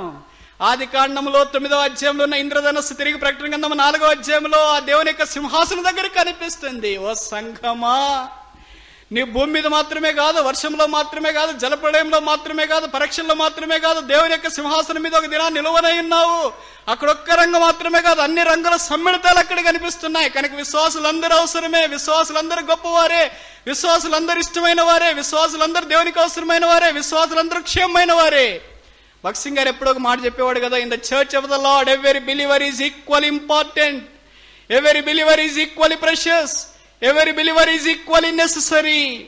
దేవుని యొక్క మందిర రావడంలో ప్రతి విశ్వాసి సమానముగా ప్రాముఖ్యమైన వాడు, సమానముగా శ్రేష్టమైన వాడు, సమానముగా అవసరమైన వాడు. ఈ దేవుని సంఘములో కూడా మనమందరము దేవునికి సమానముగా అవసరమైన వారము. సంఘములో నీకు వేరే వారిని గురించి చెడ్డ అభిప్రాయం కలిగి ఉంటే ఇది మొదలుకొని తీర్మానం చేసుకో, ప్రభువా ఆ రంగు కూడా నీకు ఇష్టం నాయన, ఆ వ్యక్తి కూడా నీకు ఇష్టం ప్రభువా, ఆయనంటే ఇష్టపడే వాళ్ళు కూడా నీకున్నారు ప్రభువా. మేమంతా కలిసి నీ సింహాసనం ఆవరించే దేవుని సంఘముగా మనల్ని చేయి. కనుక ఇప్పుడు మన బలహీనతలన్నీ తీసివేయబడుతున్నాయి. మొదటి బలహీనత ఏంటి? కేర్లెస్నెస్, జాగ్రత్త లేనితనము. రెండో బలహీనత ఏంటి? షాలోనెస్, లోతు లేనితనము. మూడో బలహీనత ఏంటి? కవచస్నెస్, పేరాశ. నాలుగో బలహీనత ఏంటి? లేజినెస్, సోమరితనము. ఐదవది ఆఖరి బలహీనత ఏంటి? సెల్ఫిష్నెస్, స్వార్థము. ఈ 5 బలహీనతలు తప్పించి వేసి దేవుడు అందరినీ సమ్మిళితం చేసి తన యొక్క సంఘముగా సింహాసనం మీద నిలబెట్టి ఒక్కసారిగా దూతలకు చూపించబోతున్నాడు. దూతలు ఎప్పుడు ఈ సింహాసనం చూచారు, కానీ సింహాసనం చుట్టూ ఇంద్రధనస్సు చూడలేదు. ఇంద్రధనస్సు భూమి మీద కనిపించేది కానీ పరలోకంలో కనిపించదు. ఒక్కసారిగా దూతలు చూస్తున్నారు, ఏంటి ప్రభు ఈ ఇంద్రధనస్సు? భూమి మీద వీరి కొరకే నేను ప్రాణం పెట్టింది. ఎలాగొచ్చింది ప్రభు ఈ ఇంద్రధనస్సు? నా రక్తం ద్వారా వారిని కడిగి బయటికి తీసుకుని వచ్చినాను. ఎలాగున్నారు ప్రభు? వారు ఒక్కరొక్కరు ఐక్యంగా అన్ని రంగులు పరిశుద్ధాత్మ దేవుని పని ద్వారా వారు కలిసిన్నారు. ఎలాగో వారిని సింహాసనాన్ని ఆవరించినారు ప్రభువా? వారు భూమి మీద నా సంఘములో ఉన్నారు. ఒక్కసారిగా ఆ విషయాన్ని చూచేటప్పటికి దేవదూతల భవిష్య సంతోషముతో దేవునికి గాన ప్రతిగానములు చేస్తూ పరిశుద్ధుడు పరిశుద్ధుడు పరిశుద్ధుడని దేవుని పొగడుతూ ఉన్నారేమో. ఆ శివప్రదమైన నిరీక్షణ కలిగిన వారమై మనం పరలోక రాజ్యంలో ప్రవేశించిన ఉన్నాం. మనందరము దేవునికి అవసరమైన వారు. ఎవరు చెప్పారు నువ్వు దేవునికి ఇష్టం లేదని? ఎవరు చెప్పారు నువ్వు విశ్వాసివి కాదని? ఎవరు చెప్పారు నువ్వు పతనమైపోయావు కనుక పరలోక రాజ్యంలో ప్రవేశించవని? ఇదిగో దేవుడు చెప్తున్నాడు, ఆయన చేసిన చేతి పని అయి ఉన్నావు. ఆయన రంగుల హరివిల్ల నీవు. నోహు ఓడ దగ్గర ఉన్నావు ఇంద్రధనస్సు, అలాగే పరలోకపు దేవుని యొక్క సింహాసనం దగ్గర ఉన్నది. ఆ సింహాసనం దగ్గర నీవు ఉంటావు. దుఃఖము ఏడ్పు లేని దేశము, హాస్పిటల్ లేని దేశము, కాలేజీ లేని దేశము. సిస్టర్స్ కు గుడ్ న్యూస్ చెప్పనా? పరలోక రాజ్యంలో కిచెన్ లేదు. అలాంటి రాజ్యంలో మనం ప్రవేశించిన ఉన్నాము. పరలోక రాజ్యంలో టీవీ లేదు. పరలోక రాజ్యంలో దేవునితో పాటు సదాకాలం ఉండే రాజ్యంలో ఉంటాం. దేవుడు దేనికి శిల్పియు నిర్మాణకుడై ఉన్నాడో పునాదులు గల ఆ పట్టణంలో దేవునితో పాటు సదాకాలం ఉంటా. ఆయన తేజోమహిమ మనం చూస్తూ ఆరాధిస్తూ సాగిలపడుతూ ఆయన యొక్క సన్నిధిలో మనం ఉండనై ఉన్నాం. ఇలాంటి శివప్రదమైన నిరీక్షణ కొరకై దేవుని సంఘం సిద్ధపడుతున్నది. మన సంగతి ఏంటి? యేసుక్రీస్తు ప్రభుని ఇంకా రక్షకుడిగా అంగీకరించకపోతే ఈ సంఘంలో నీకు పాలు లేదు. యేసు ప్రభుని రక్షకుడిగా నీవు స్వీకరించకపోతే ఈ పరలోకంలో నీకు ప్రవేశం లేదు. యేసుక్రీస్తు ప్రభుని ఇంకా నువ్వు ఎరగకపోతే ఈ రంగుల్లోకి నీవు రాలేవు. ఇంకా నువ్వు రంగు కాదు, ఇంకా నలుపు రంగుల్లో ఉన్నావు. పాపానికి సాదృశ్యము ఆ నలుపంత యేసు ప్రభు యొక్క రక్తం అనే ఎర్ర రంగు ద్వారా కడిగి శుద్ధీకరించబడాలి. రాహాబు వేసే ఇంటికి లేదా కిటికీకి విడవబడిన తొగరు దారము యేసుక్రీస్తు ప్రభు యొక్క రక్తానికి సాదృశ్యమైనట్లు ఈ దినాన నీ పాపాన్ని క్షమించి వేయడానికి యేసుక్రీస్తు ప్రభు వారు సిలువలో వ్రేలాడిన తొగరు దారము. ఆ యేసుక్రీస్తు ప్రభు వారు సిలువలో వ్రేలాడిన తొగరు దారాన్ని నీ విశ్వాసంతో అంగీకరించినట్లయితే నీ పాపాలు క్షమించబడతాయి, జీవితం మార్చబడుతుంది. లోకంలో ఉన్నంతకాలం దేవుడు నీకు సహాయం చేస్తాడు. ఈ లోకాన్ని విడిచిపెడితే పరలోక రాజ్యంలో నువ్వు ప్రవేశిస్తావు. పరలోకము నీదే, దేవుని వైభవము నీదే, దేవుని సమాధానము నీదే, దేవుని మహిమ నీదే, సింహాసనము నీదే. ఆ రంగుల విబ్గయార్లో వర్ణపటంలో నీవు కూడా ఒక రంగుగా తారాజువ వలె ప్రకాశిస్తావు. ఈ భాగ్యము నీకొద్దా? అనేక సార్లు అనుకోవచ్చు, నాలాంటి పాపి కూడా యేసుక్రీస్తు ప్రభు స్వీకరిస్తాడా? నాలాంటి ఘోరమైన దుర్మార్గుడిని కూడా యేసుక్రీస్తు ప్రభు రక్షిస్తాడా? నాలాంటి వానికి పాప క్షమాపణ ఉందా? నాలాంటి వారికి మారు మనసు ఉందా? నాలాంటి వానికి పరలోక రాజ్యం ఉన్నదా? నాలాంటి వారిని దేవుడు అంగీకరిస్తాడా? యేసుక్రీస్తు ప్రభు వారు అంగీకరించకుండా పాపము చేసే నరమాత్రుడు 6000 సంవత్సరాల మానవ చరిత్రలో ఇంతవరకు లేడు. యేసు రక్తము ప్రతి పాపము నుండి మనల్ని కడిగి పవిత్రులుగా చేయను. యేసు రక్తం ప్రతి పాపాన్ని కప్పివేస్తుంది. యేసు రక్తం ప్రతి పాపిని కప్పివేస్తుంది. యేసు రక్తం ప్రతి పాపిని అంగీకరిస్తుంది. యేసు రక్తము మానవ పాపమునకు మించినది. యేసు రక్తము పైనుండి కిందికి దిగి వచ్చిన ఆ రక్తం. ఆ మధ్యలో కూరెళ్ళాను. ఇలా 3 రోజులు మీటింగ్స్ జరుగుతున్నాయి. ఒక రాత్రి మీటింగ్ అయిపోయిన తర్వాత తిరిగి అందరిని కలిసి చివరికి వెళ్ళాను. అక్కడ ఒక సేవకుడు యవనస్తుడు కనిపించినారు. ఆ సేవకుడు నాకు పరిచయం. ఆయనతో నేను మాట్లాడుతున్నాను. అలా మాట్లాడుతున్నాడు. పక్కనున్న వాళ్ళు ఎవరో పరిచయం చేసుకుంటే అలవాటు. ఆ సేవకుని నేను అడిగాను, బ్రదర్ ఈ పక్కనున్న యవనస్తుడు ఎవరు అని అన్నాడు. అని అడిగాను. ఆ సేవకుడు చెప్పాడు, బ్రదర్ ఈ యవనస్తుని కథ చాలా పెద్దదే అన్నాడు. పర్వాలేదు బ్రదర్, నాకు టైం ఉంది చెప్పండి అని చెప్పాను. ఆ యవనస్తుడు చెప్పాడన్నా, నా పేరు పలానా, నా వయసు 26 సంవత్సరాలు. అంతదాకా బాగుంది. ఆ తర్వాత సంగతి ఏంటి, నువ్వు యేసుక్రీస్తు ప్రభుని ఎలాగ నమ్ముకున్నావు? ఆ ప్రశ్నకి యవనస్తుడు చెప్పాడు, అన్న ఇది చాలా పెద్ద కథ, కానీ క్లుప్తంగా నేను చెప్తానని చెప్పాడు. చెప్పు సహోదరుడు అని చెప్పాను. 26 సంవత్సరాల వయసు కలిగి యేసుక్రీస్తుని ఎరగకుండా ఉన్నప్పుడే 26 సంవత్సరాలకే 16 సార్లు జైలుకి వెళ్ళాను. ఒక్కొక్కసారి వెళ్ళినప్పుడు 40 రోజులు జైల్లో ఉన్నాను. కఠినమైన కర్కశమైన వాడిని. నాకు ఆశ్చర్యం వేసింది. నేను అడిగాను, 16 సార్లు నువ్వు జైలుకి పోతే 16 సార్లు నీకు బెయిల్ ఎట్లు ఇచ్చారయ్యా అని అడిగా. ఇది దుస్సాధ్యం. 16 సార్లు 26 సంవత్సరాల వయసులో ఉన్న వ్యక్తి 40 సార్లు ఒక్కొక్కసారి జైలుకి వెళ్ళినప్పుడు జైల్లో ఉండి బెయిల్ తీసుకొని పొందడం మానవరీత్యా అసాధ్యం, దుస్సాధ్యం. సరే, ఆ తర్వాత జరిగిన కథ ఏంటో చెప్పన్నాను. 16సారి జైల్లో 40 రోజులు జైల్లో ఉన్న తర్వాత ఇంటికి బెయిల్ మీద వచ్చినాను. ఆ దినాల్లో ఒక వ్యక్తి ఒక స్థలంలో మీటింగులు జరుగుతున్నా, అక్కడికి నన్ను ఆహ్వానించినారు. అక్కడ మీరు వాక్యం చెప్తున్నారు. ఆ రాత్రి యేసుక్రీస్తు యొక్క ప్రేమను గురించి మీరు చెప్తున్నప్పుడు యేసు ప్రభు యొక్క ప్రేమ నా హృదయాన్ని బద్దలు చేసింది, నా జీవితాన్ని మార్చింది. నేను యేసు ప్రభుని అంగీకరించినాను. నా పాపాలు క్షమించబడ్డాయి. నేను ఇప్పుడు రక్షించబడినాను. కుడివైపునున్న దొంగను నేనే. నా కొరకు ప్రార్థన చేయండి. నా హృదయం కరిగిపోయింది. ఇది వాస్తవమా? 26 సంవత్సరాల వయసులో 40 రోజులు ఒక్కొక్కసారి 16 సార్లు జైలుకి వెళ్ళిన బయలు మీద వచ్చిన యవనస్తుడు మీటింగ్కి రావడం ఏంటి? వాక్యం విన్న తర్వాత వాక్యము బట్టి హృదయం బద్దలు కావడం ఏంటి? రక్షించబడ్డం ఏంటి? అంతటితో ఆగిపోలేదు. యవనస్తుడు ఆ మాటలు చెప్పుకొని తలపోసుకుంటూ ఏడవడం ఆరంభించినాడు. నేను ఆ యవనస్తుడి మీద భుజం ఇచ్చి వేసాను. కళ్ళలో కళ్ళబెట్టి చూశాను. కళ్ళల్లో నీళ్లు తిరుగుతున్నాయి, సుడలు కక్కుతున్నాయి, కళ్ళ కిందికి కన్నీళ్ళు రాలిపోతున్నాయి. నాకు ఖర్చు పెట్టుకొని తోడుస్తే ఇలాగా, నన్ను తమ్ముడు ఇప్పుడు ఎందుకు ఇక్కడికి వచ్చినావు? ఆ యవనస్తుడు చెప్పాడు, అన్నా నేను బెయిల్ మీద ఉన్నాను, దేవుడు నన్ను రక్షించినాడు. అది మొదలుకొని ఇంతవరకు దేవుణ్ణి సేవించడంలో నేను పని కలిగి ఉన్నాను. అప్పుడు సేవకుడు అన్నాడు, బ్రదర్ నేను ఎక్కడికి వెళితే అక్కడికి యవనస్తుని తీసుకుని వెళ్తాను. ఈ దినాన్ని మీ మీటింగ్స్ ఇక్కడ ఉన్నాయి కనుక నేను ఈ స్థలానికి వచ్చినాను. దయచేసి యవనస్తుని కొరకు ప్రార్థన చేయండి. 20 సంవత్సరాలు 16 సార్లు జైలుకి వెళ్ళిన, కాకులు తిరిగిన, కరడుగట్టిన దొంగలను, నేరస్తులను మార్చివేసే దేవుడు యేసు ప్రభువు నిన్ను మార్చివేయడా? ఎంతకాలం హృదయాన్ని బద్దలు చేసుకుంటూ ఉన్నావు? ఎంతకాలం కఠినత్వంతో ఉన్నా? చూస్తాములే వాయిదా వేస్తున్నా. సంవత్సరాలు గడిచిపోయినాయి. కొత్త సంవత్సరంలోనికి వచ్చినా, మొదటి నెల గడిచిపోయింది, 2వ మాసంలోనికి వచ్చినా. ప్రేమగల దేవుడు ఈ రాత్రి నీకు అవకాశం ఇవ్వాలని కోరుతున్నాడు. యేసు ప్రభు ప్రేమగల దేవుడు. అందుకనే నీ కొరకై సిలువ మీదకి వెళ్ళాడు. సిలువలో నీ కొరకై ప్రాణాన్ని అర్పించడానికి ఇష్టపడ్డాడు. రక్తం కార్చాడు, చనిపోయాడు, సమాధి చేయబడ్డాడు, తిరిగి లేచినాడు, పరలోక స్థలాల్లో ఆసీనుడైనాడు. ప్రేమగల దేవుడు నీ హృదయంలోనికి రావాలని కోరుతున్నాడు. నీ పాపాలు క్షమించాలని కోరుతున్నాడు. నీ జీవితాన్ని మార్చాలని కోరుతున్నాడు. నీ బంధకాలు తెంపాలని కోరుతున్నాడు. నీ సమాధానం లేని స్థితిలో నుండి సమాధానంలోనికి తీసుకురావాలని కోరుతున్నాడు. పాపపు ఉచ్చు నుండి నిన్ను బయటికి లాగాలని కోరుతున్నాడు. పాపపు నాశనకరమైన గుంటలో నుండి తీసుకుని వచ్చి బండ మీద నిలపాలని కోరుతున్నాడు. పాతాళము నుండి నిన్ను పరలోక రాజ్యంలో ప్రవేశపెట్టాలని కోరుతున్నాడు. ఉచితం ఉచితం ఉచితం. ప్రేమగల దేవుడు పాపాత్ముడైన మానవుని ప్రేమిస్తున్నాడన్న సంగతి కేవలం యేసుక్రీస్తు ప్రభు జీవితంలో వాస్తవం. ఈ ప్రేమ నీకొద్దా? మోకరించండి, ప్రార్థన చేస్తాం.